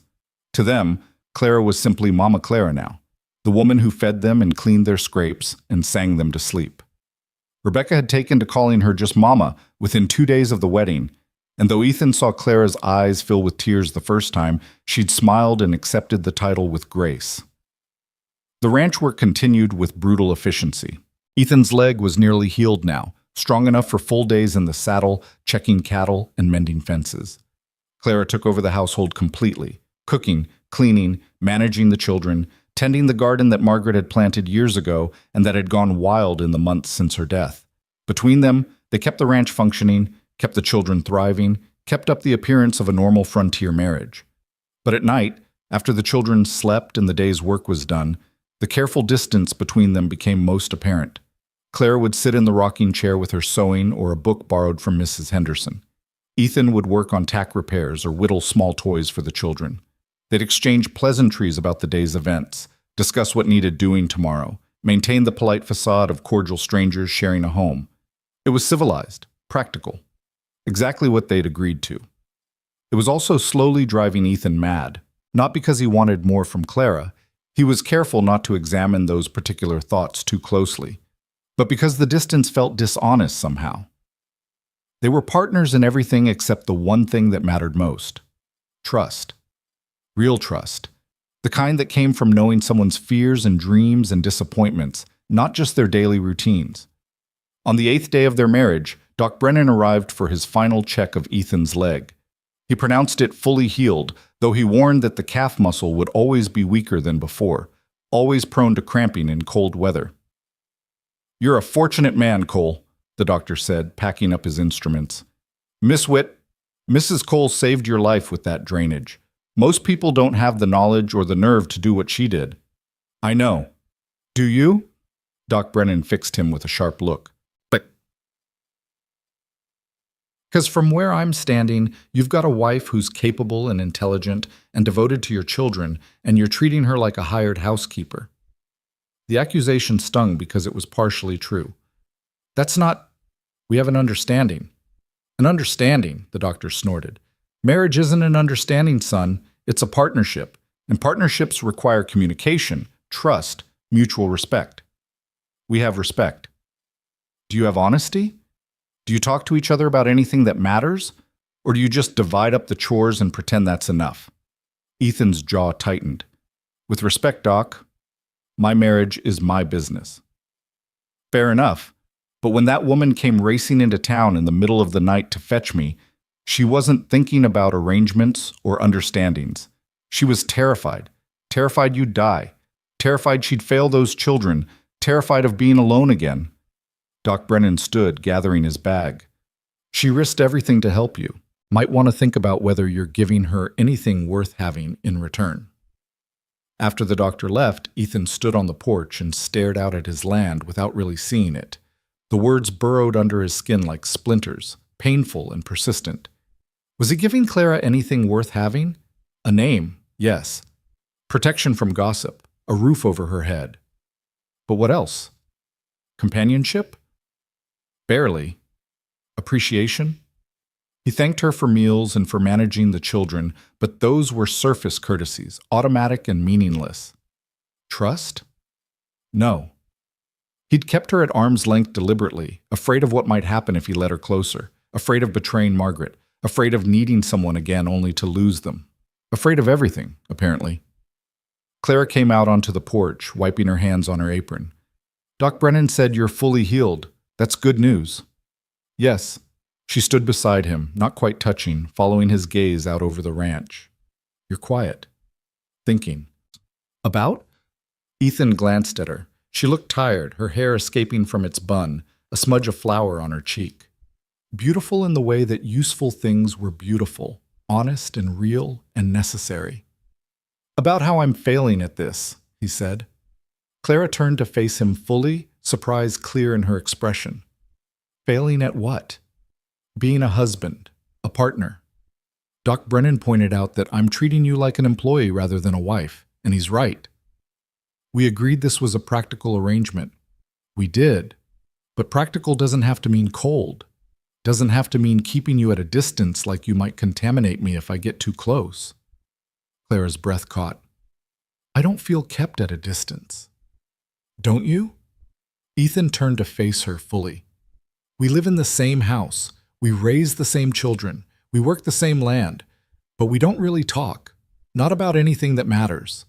I don't know what you're thinking half the time. Don't know if you're happy or miserable or somewhere in between. I'm...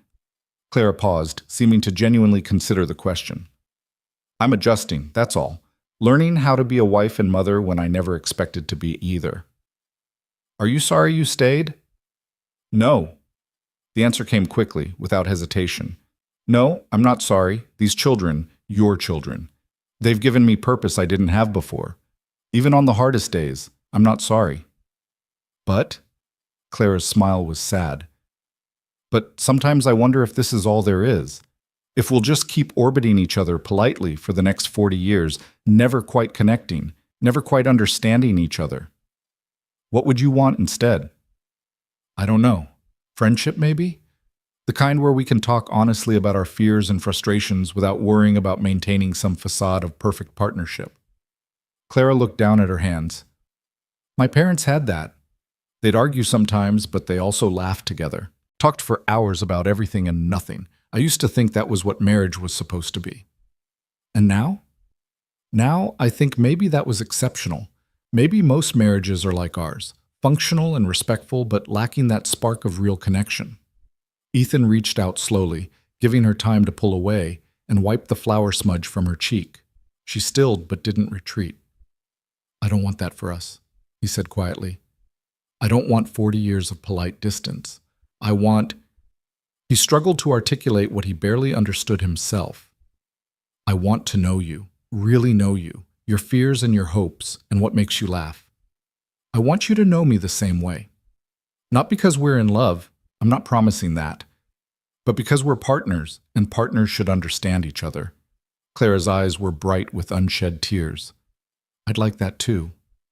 Then let's start now. Ask me something, anything you want to know. Anything? Anything. Clara considered, then asked, Do you still love Margaret? The question struck deep, but Ethan forced himself to answer honestly. Yes, but not the way I did when she was alive. It's different now, more like honoring a memory than living in it. She was my wife for 8 years, the mother of my children. I'll always love what we had together.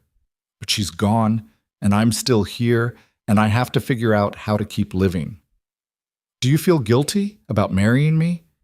Sometimes. Mostly I feel guilty about not feeling guilty enough. It's only been 9 months. By rights, I should still be drowning in grief. But instead, I'm just... He paused. Grateful. To be alive. To have help. To have someone who cares about my children. Clara nodded slowly. My turn? Your turn. She took a breath. Ask me anything.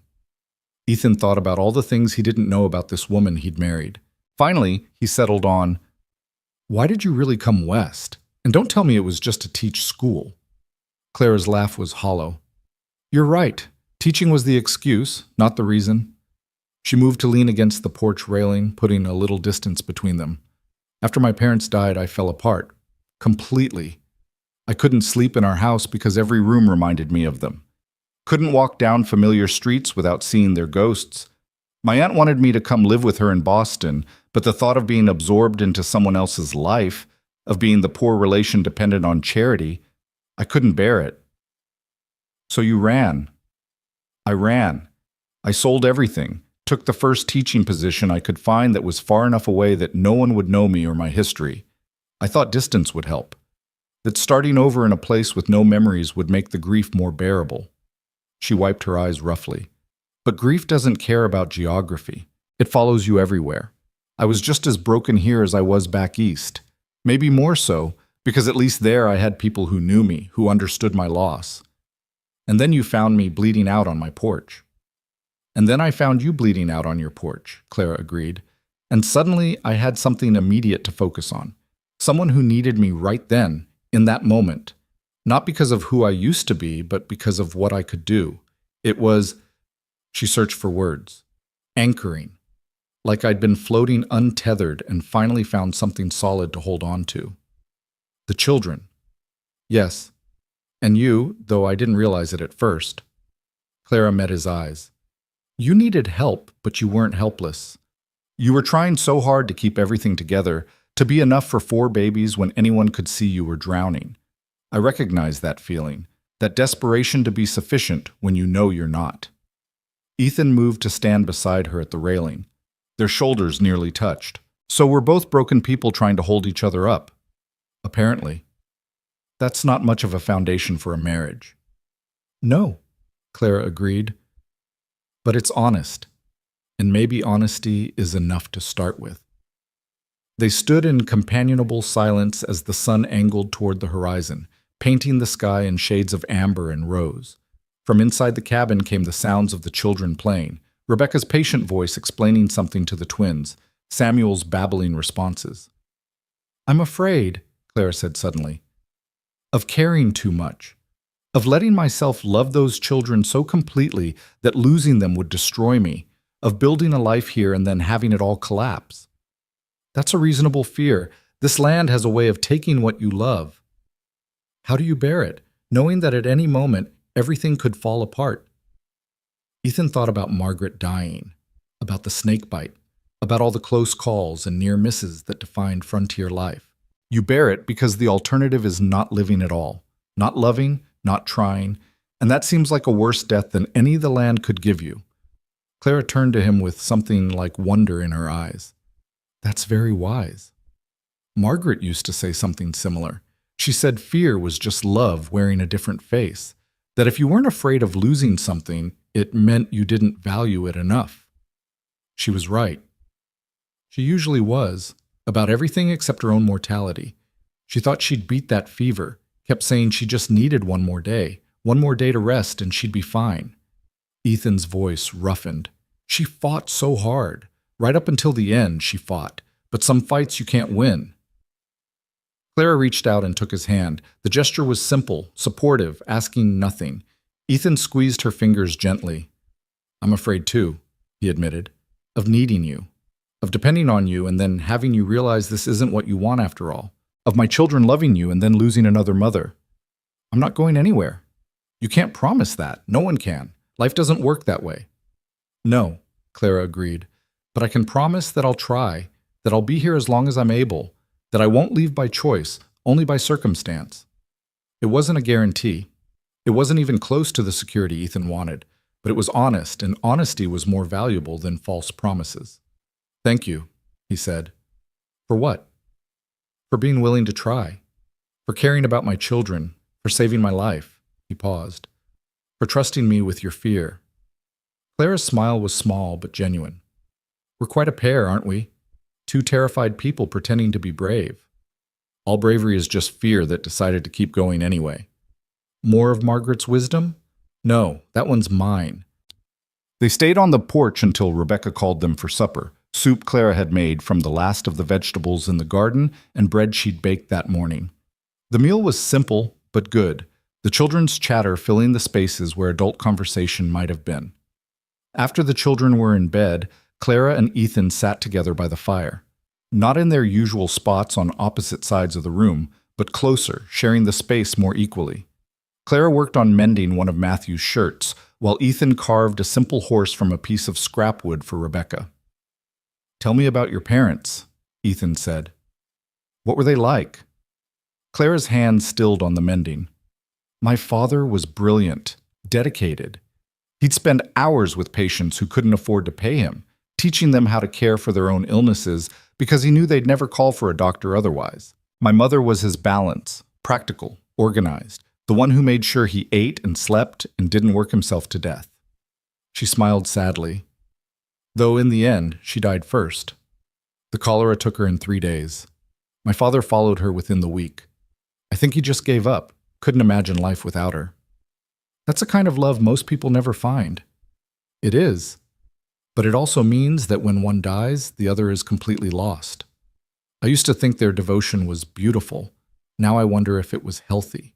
If maybe they should have had more separate identities, more ability to exist independently. You mean like us? Clara glanced up, caught his eye, and laughed. Yes, exactly like us. Two people so independent we can barely admit we need each other. But we're learning. Are we? We're here, aren't we? Talking honestly instead of hiding behind polite distance. That's progress. Clara set aside the mending and moved to sit in the chair closer to him. Tell me about your family. I know about Margaret, but what about before her? Your parents, siblings? No siblings. My mother died when I was 12. Consumption. My father raised me alone, taught me everything about ranching and surviving on this land. He was hard but fair.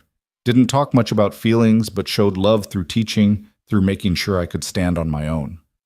Ethan focused on the wood in his hands, shaving away thin curls with careful precision. He died 5 years ago. Heart gave out while he was checking the cattle. By the time I found him, he'd been gone for hours. I'm sorry. So am I. He never got to meet Rebecca. Never knew he had grandchildren. I think he would have loved them in his quiet way. Is that why you're so determined to keep this ranch running? To honor his memory? Ethan considered the question honestly. Partially. But also because it's mine. The only thing in this world that's truly mine. Margaret's family wanted her to move back east after my father died.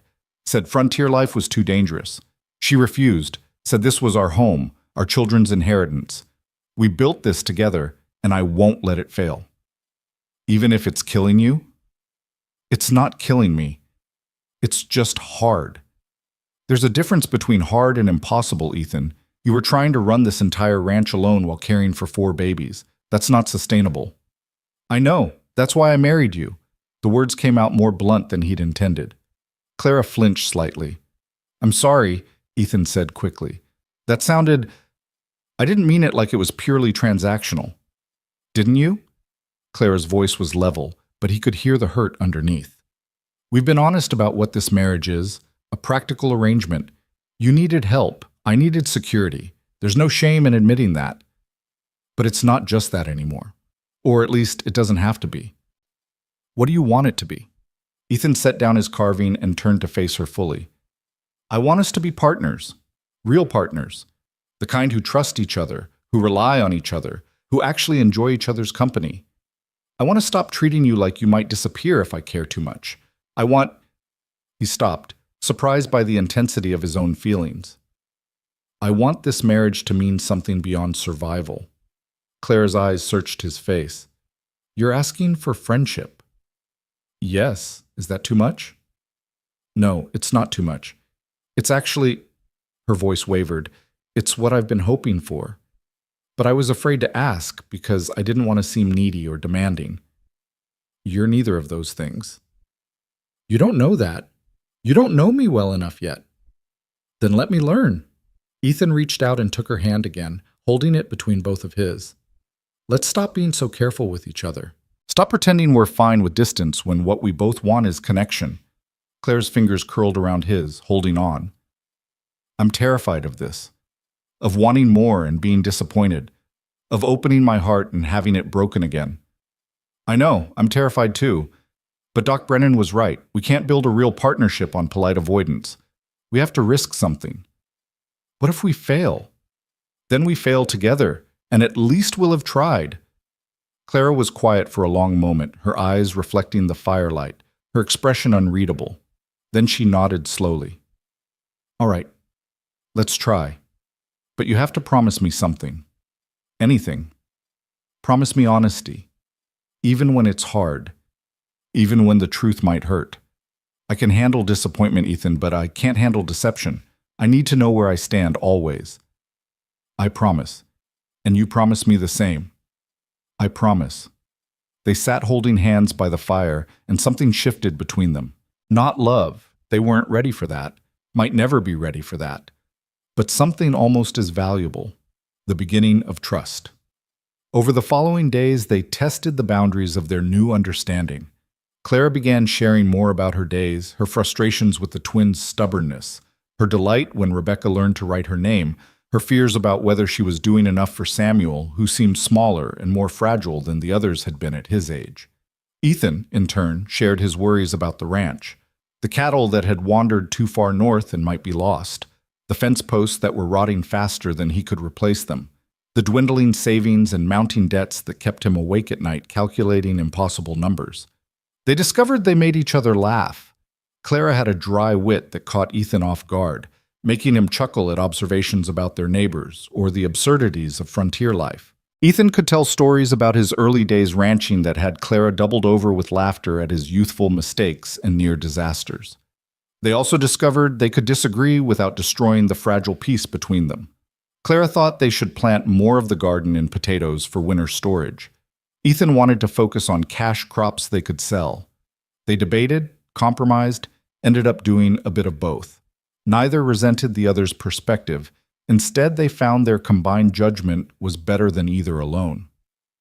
3 weeks into their marriage, Mary Brennan arrived for her usual afternoon shift with the children and found Ethan and Clara working together to repair the corral fence. They'd been laughing about something, standing close, Clara handing Ethan nails while he hammered. The easy partnership between them was evident. Mary smiled. "You two look happy." Clara and Ethan exchanged glances. Happy wasn't quite the word, but content maybe, settled, like they'd found a rhythm that worked. "We're getting there," Clara said. And they were. Slowly, carefully, they were building something that resembled not just a functional marriage, but an actual friendship. They weren't in love. Both were careful not to confuse growing affection with romantic feeling, but they liked each other, respected each other, found comfort in each other's presence. It wasn't what either had imagined when they spoke their vows, but it was real, and it was theirs. And for the first time since Margaret's death, Ethan felt like he might actually survive this life he'd been given. One evening in late August, after a particularly long day of harvesting the garden and preserving vegetables for winter, Clara and Ethan sat on the porch watching the sunset. The children were already asleep, exhausted from helping, or more accurately, from getting in the way while trying to help. "I've been thinking," Clara said. About? About the future. About what we're building here. She turned to look at him. "I know we agreed this marriage was practical, not permanent, that if it didn't work, we'd revisit the arrangement." Ethan's stomach tightened. "Are you unhappy?" "No, that's not. I'm trying to say the opposite." Clara took a breath. "I don't want to revisit the arrangement. I want to commit to this, fully.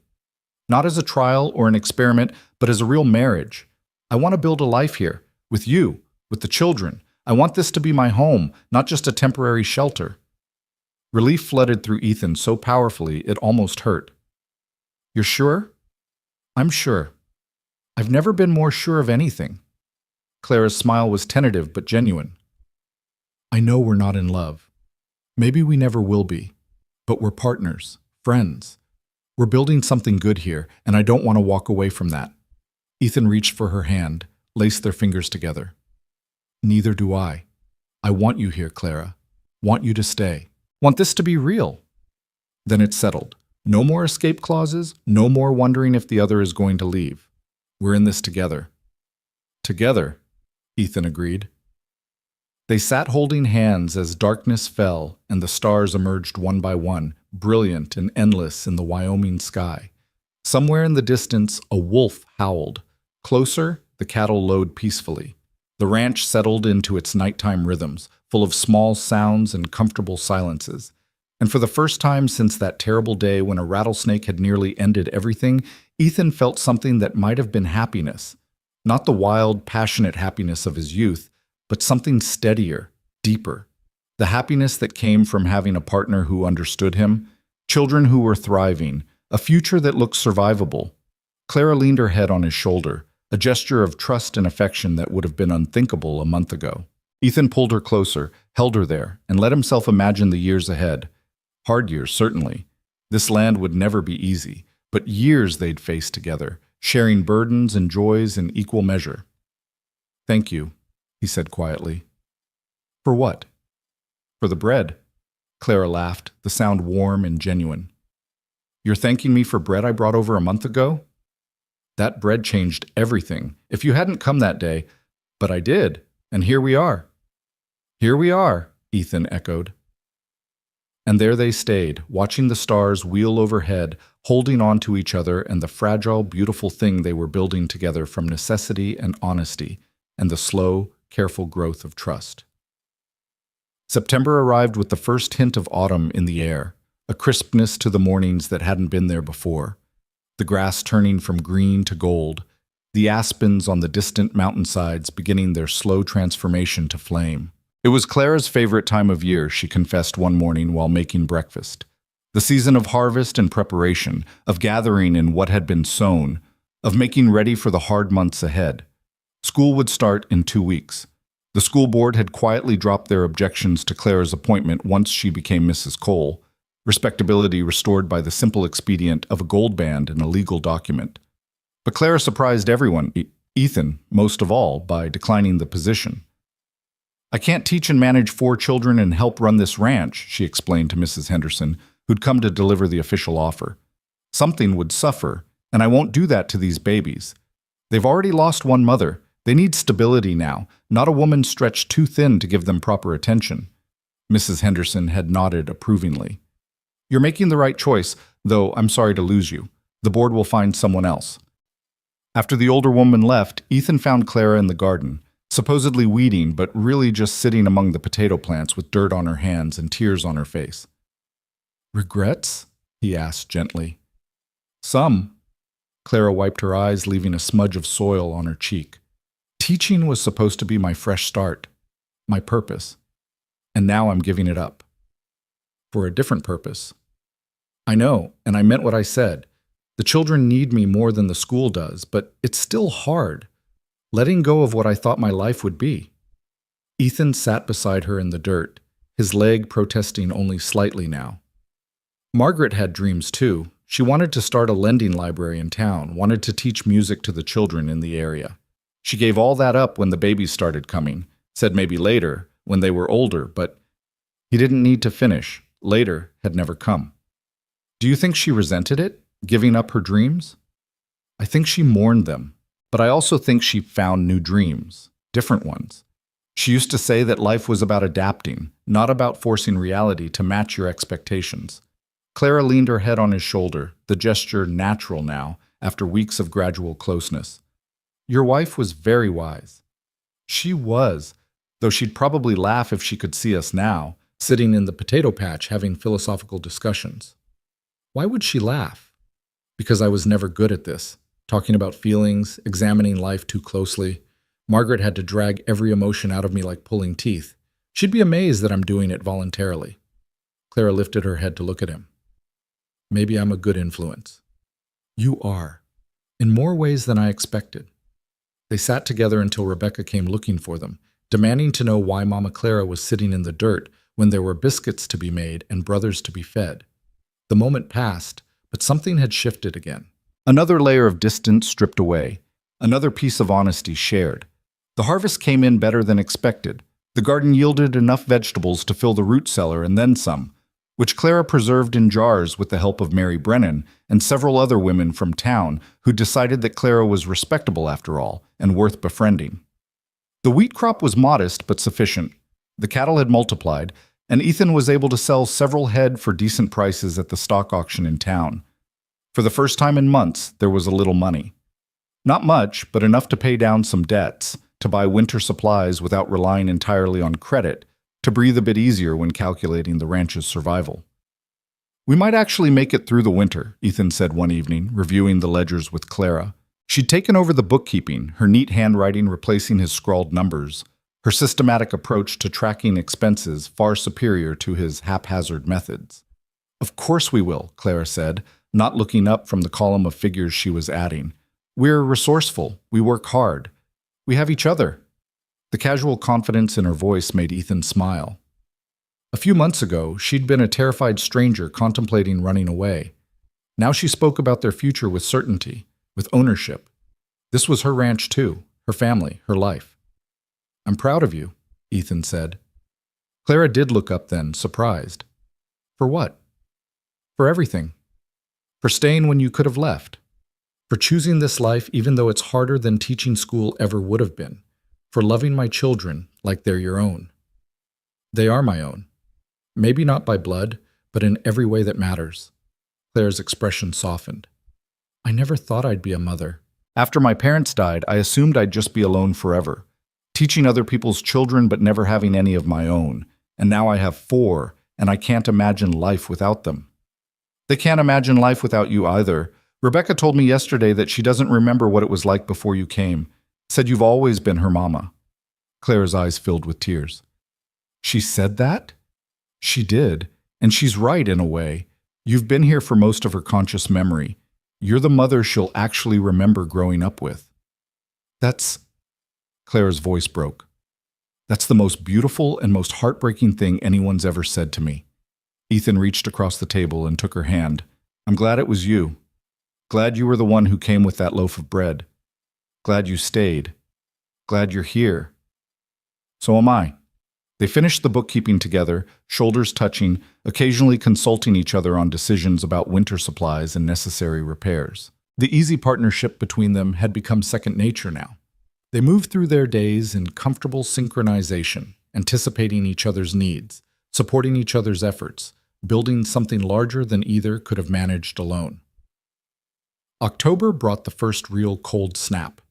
Frost painted the windows in delicate patterns, and Ethan woke early one morning to find ice in the water bucket. Winter was coming, and with it all the challenges of keeping a ranch and 4 children alive through Wyoming's brutal cold. But he wasn't facing it alone this time. Clara had already started preparing. She'd spent weeks sewing warmer clothes for the children, letting out hems and sleeves to accommodate their growing bodies. She'd helped Ethan chink the gaps in the cabin walls with mud and moss, making it as tight against the wind as possible. She'd organized the root cellar with military precision, rotating stock so nothing would spoil, planning meals that would stretch their resources through the long months ahead. One afternoon, while the children napped, Clara pulled out a bundle of fabric she'd been hiding in her room. I made you something, she said, almost shyly. It was a heavy wool coat, lined with flannel, stitched with care. Ethan held it up, marveling at the workmanship. When did you have time for this? Late at night, after you'd gone to bed. I noticed your old coat was more holes than fabric, and I thought... She shrugged. Winter's hard enough without inadequate clothing. Ethan tried it on. It fit perfectly, warm and well made, the kind of garment that would last years. Thank you. Clara, this is too much. It's not too much. You're my husband. Taking care of you is part of taking care of this family. The word husband still sounded strange coming from her lips. But not wrong. Not anymore. I have something for you too, Ethan said. He'd been waiting for the right moment. Wait here. He went to the barn and returned with a wooden chest, smaller than a trunk but large enough to hold treasures. He'd spent weeks making it in stolen moments, carving Clara's initials into the lid, sanding it smooth, rubbing it with oil until the wood glowed. Clara's hand flew to her mouth when she saw it. You made this? For you, for your things. You've been keeping everything in that old carpet bag, and I thought... Now it was his turn to shrug. Everyone needs a place for their treasures. Clara ran her fingers over the carved initials, over the smooth wood, over the brass hinges he'd bartered for in town. It's beautiful. I've never had anything so fine. You deserve fine things. I deserve honesty and partnership and being valued. Those matter more than fine things. But she was smiling, cradling the chest like it was precious. Though this is lovely. Thank you. She kissed his cheek, quick and impulsive, then pulled back looking almost startled by her own boldness. Ethan's hand came up to touch where her lips had been, warmth spreading through his chest. You're welcome, he managed. They stood looking at each other for a long moment, something unspoken humming in the air between them. Not quite romance, not quite desire, but definitely affection, definitely caring, the foundation of something that could become love if they let it. The moment was broken by Samuel crying from the bedroom. Clara hurried to tend to him, leaving Ethan standing with the ghost of that kiss still tingling on his skin. He was in trouble, deep trouble, because somewhere between that first day and now, between necessity and partnership and shared burdens, he'd started to fall for his practical, no-nonsense wife. The realization hit him like a physical blow. He'd been so careful not to let this happen, had guarded his heart, kept his distance, reminded himself constantly that this was an arrangement, not a real marriage. But hearts didn't care about careful planning. They did what they wanted, loved who they wanted, regardless of logic or timing or whether it was wise. And his heart, apparently, wanted Clara. The knowledge terrified him. Loving someone meant risking loss, meant opening himself up to the kind of devastating pain he'd felt when Margaret died. He wasn't sure he could survive that again, wasn't sure he was strong enough to risk it, but he also wasn't sure he could stop it from happening. Over the following weeks, Ethan found himself noticing things about Clara he'd been deliberately overlooking. The way she hummed while she worked, always those same tuneless melodies. The way she laughed at the twins' antics, genuine and unguarded. The way she read to Rebecca at night, doing different voices for each character, making his daughter giggle with delight. The way she looked at him sometimes when she thought he wasn't watching, her expression soft and wondering, as if she couldn't quite believe he was real. He caught her one evening after the children were asleep, standing at the window as she always did, staring out at the darkness. But this time when he joined her, he stood close enough that their shoulders touched. "What do you think about out here?" he asked. Clara was quiet for a moment. "Everything. Nothing. How strange life is. How I came here expecting one thing and found something completely different. Better or worse than you expected. Both. Harder in some ways. I underestimated how exhausting 4 children could be, but better in others." She glanced at him. "I thought I'd always be alone. Thought that when my parents died, my chance at family died with them. But I was wrong. Family isn't just blood. It's choice. It's showing up every day and doing the work and caring even when it's hard. We're your family. You are. And I'm yours. Not by blood or even by love necessarily, but by commitment, by choice. That feels more real somehow than the alternative." Ethan took a breath, gathering courage. What if it was by love? Clara went very still. What? What if it was by love? Would that change things? Ethan, we agreed. I know what we agreed, but I'm starting to think we were wrong, or at least incomplete. He turned to face her fully. I'm falling in love with you, Clara. Maybe I already have. I didn't mean to, didn't want to. But somewhere between you saving my life and learning to trust you and watching you become a mother to my children, it happened anyway. Clara's eyes were huge in the lamplight. You can't. We said this was practical. It was practical. It still is. But it's also becoming something more, at least for me. Ethan reached for her hand, held it gently. I'm not asking you to feel the same way. I know that's not fair, but I needed to be honest. Needed you to know that this isn't just partnership anymore. Not for me. I don't know what to say. You don't have to say anything. I just wanted you to know where I stand. Whatever you feel or don't feel, it doesn't change our arrangement. You're still my partner, still safe here, still valued. This is still your home. Clara pulled her hand free, but gently. She wrapped her arms around herself, looking smaller somehow. I need to think. Of course, take all the time you need. She fled to her room, closing the door softly behind her. Ethan stood alone in the main room, wondering if he'd just made a terrible mistake. If he'd scared her, pushed too hard, asked for more than she could give. But he'd promised honesty. And love, even unrequited, was honest. He'd just have to live with whatever consequences that honesty brought. Clara avoided him for 2 days. Not obviously. She still cooked meals and cared for the children and did all her usual tasks. But she didn't seek him out, didn't make eye contact, didn't sit with him in the evenings. The easy companionship they'd built crumbled back into polite distance, and Ethan hated it.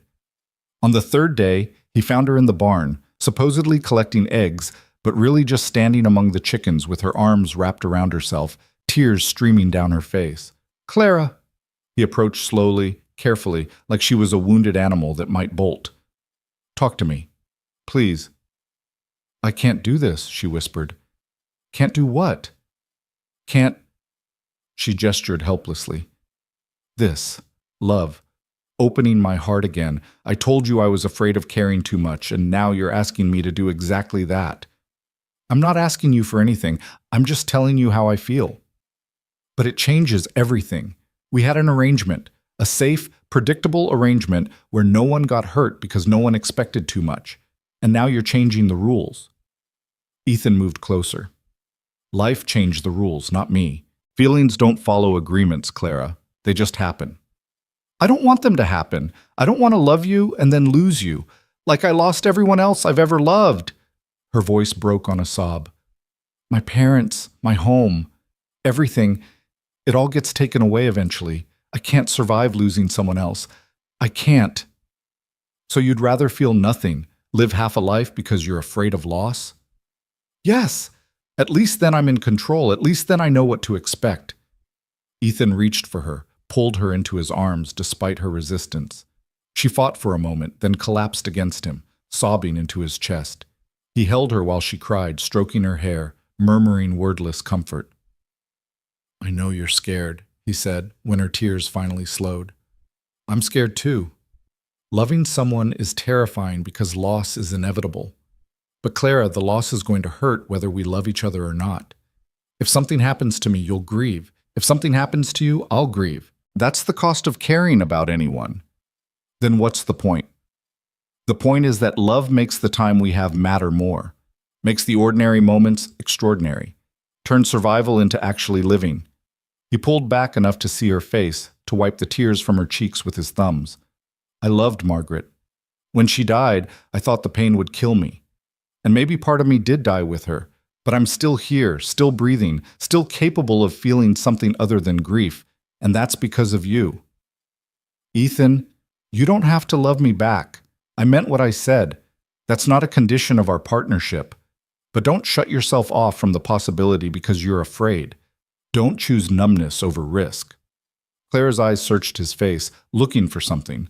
Reassurance, maybe, or permission. What if I'm not strong enough? You're the strongest person I know. You dragged a dying man into his house and cut venom from his leg. You took on 4 children who weren't yours. You've built a life in a place that's foreign to everything you knew. You're strong enough for anything. What if I love you and you stop loving me? What if I'm not enough? You're already enough, more than enough. You're everything I didn't know I needed. Fresh tears spilled down Clara's cheeks, but these seemed different, softer. I think I might love you too, she whispered, and it terrifies me. Ethan's heart stuttered in his chest. Say that again. I love you, or I'm falling in love with you, or something in between. Clara's laugh was watery and uncertain. I've been fighting it for weeks, telling myself it was just gratitude or partnership or getting used to having help. But it's more than that. It's the way my day doesn't feel complete until I see you smile. It's how I listen for your footsteps, how I save up small stories to tell you at dinner. It's... She stopped, overwhelmed. It's love, Ethan finished for her. Yes, it's love, and I don't know what to do with it. You don't have to do anything. Just feel it. Let it exist. We'll figure out the rest together. Clara nodded, hiccuping slightly. Together. Together. He kissed her then, soft and gentle, asking permission with every movement. Clara froze for a heartbeat, then melted into him, her hands coming up to grip his shirt. The kiss was nothing like the passionate embraces of youth. It was tender and careful and full of promise. When they finally pulled apart, both breathless, Clara laughed. That was worth the wait? Worth everything. They stood holding each other in the barn while chickens pecked around their feet and dust motes danced in the afternoon light. It wasn't a grand romantic moment from the novels Clara used to read. It was better. It was real. That evening, after the children were fed and bathed and tucked into bed, Clara moved her few belongings from the sewing room into Ethan's bedroom. Not because they had to, not because convention demanded it, but because they wanted to.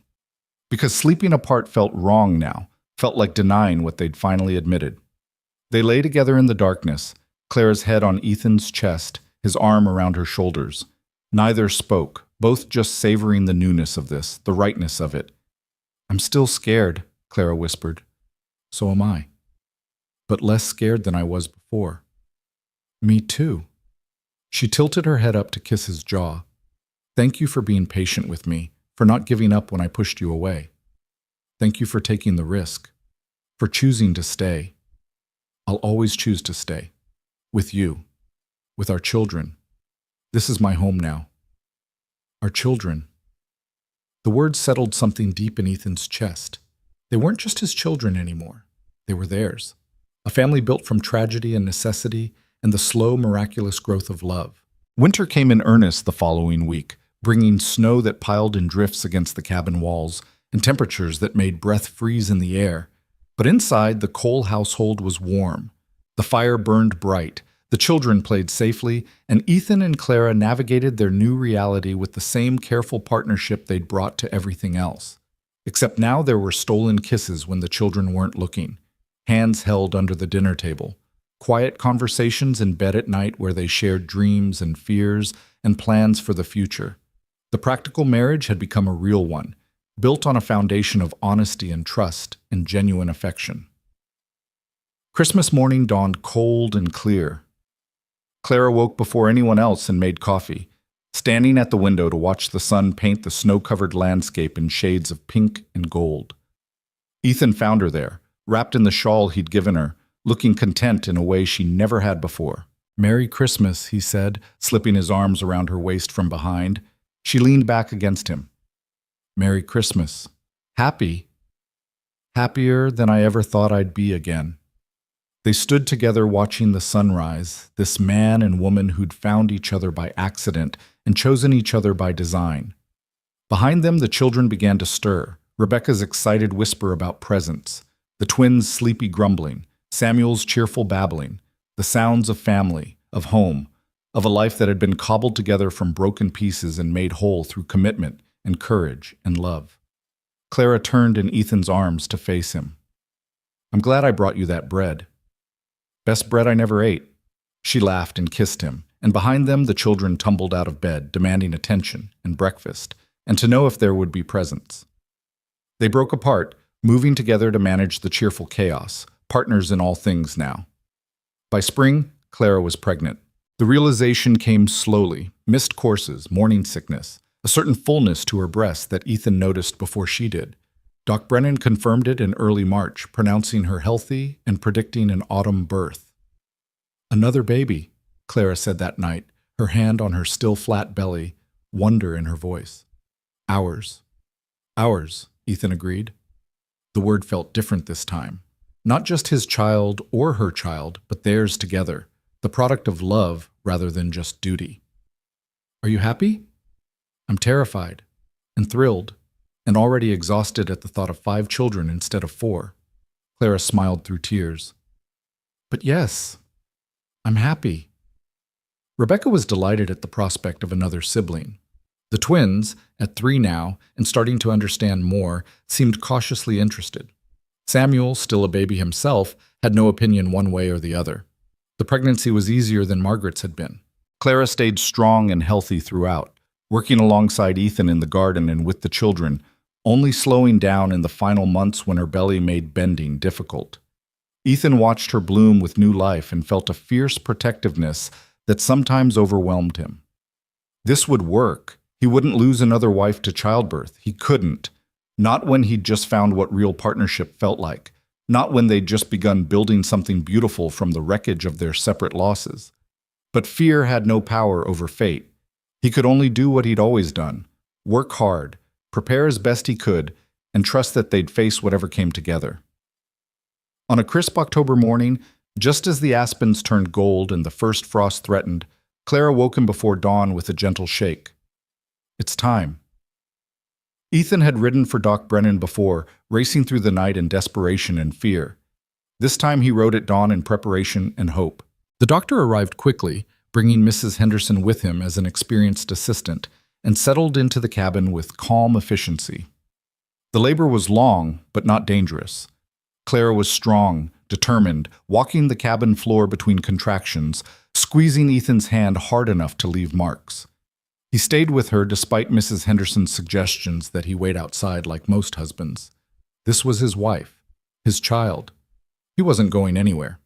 Rebecca took charge of her brothers with surprising competence, keeping them fed and occupied in the other room while the adults focused on the birth.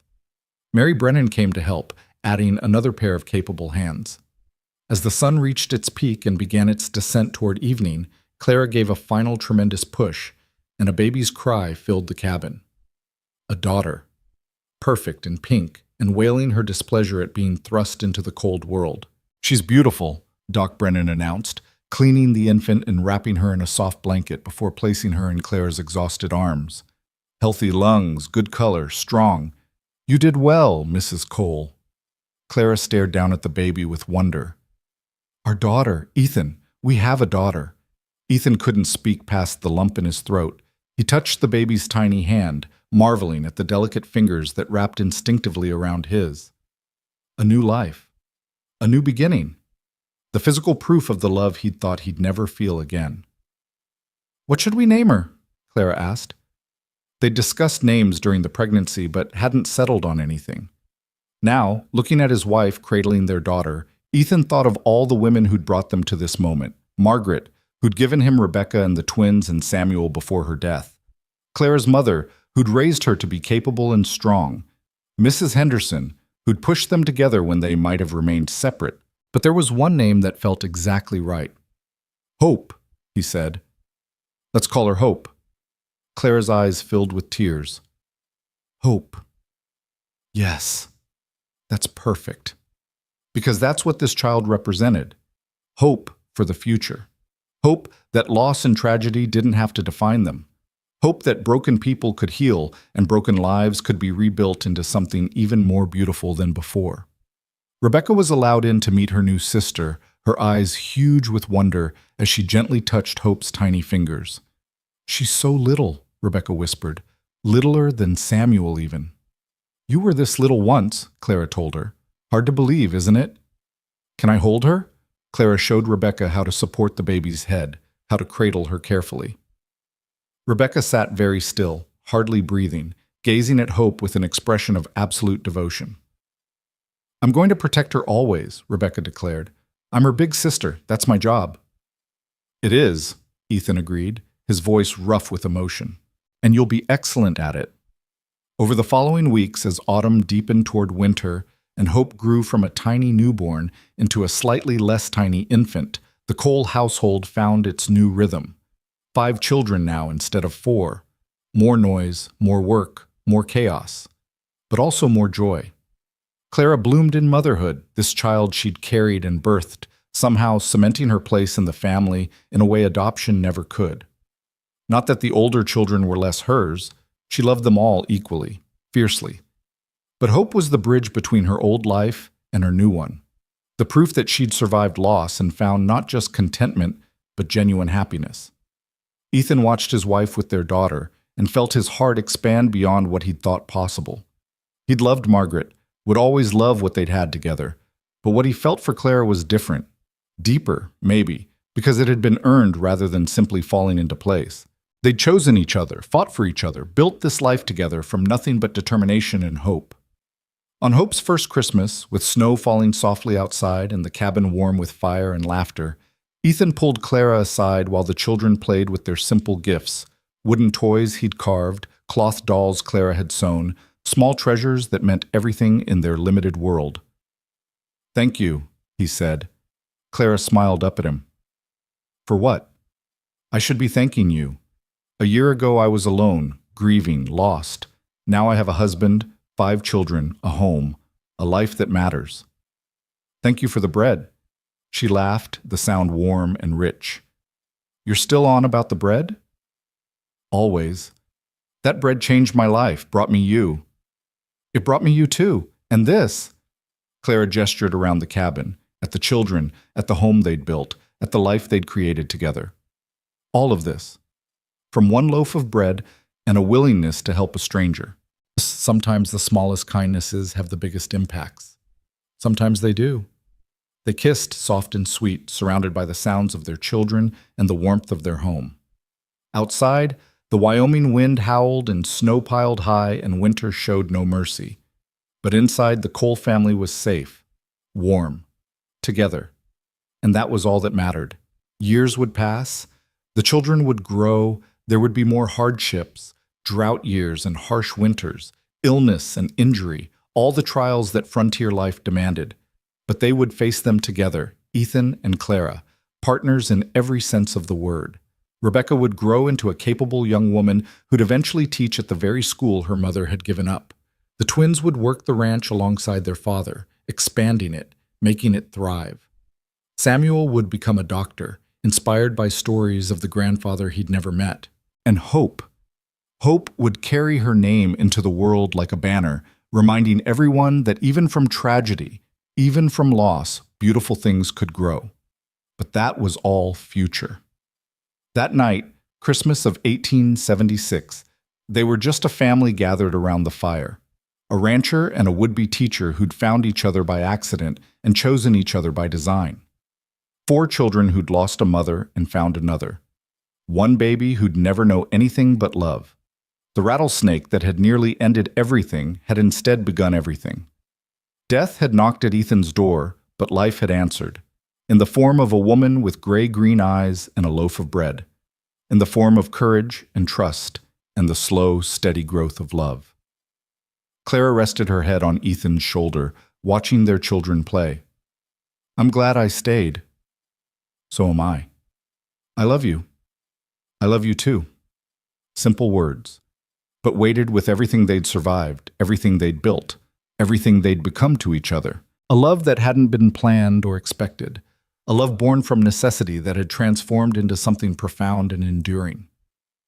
Outside, the stars wheeled overhead in their endless dance. The wind sang through the pines. The land stretched vast and unforgiving in all directions. But inside, the Cole family was home, and they were whole.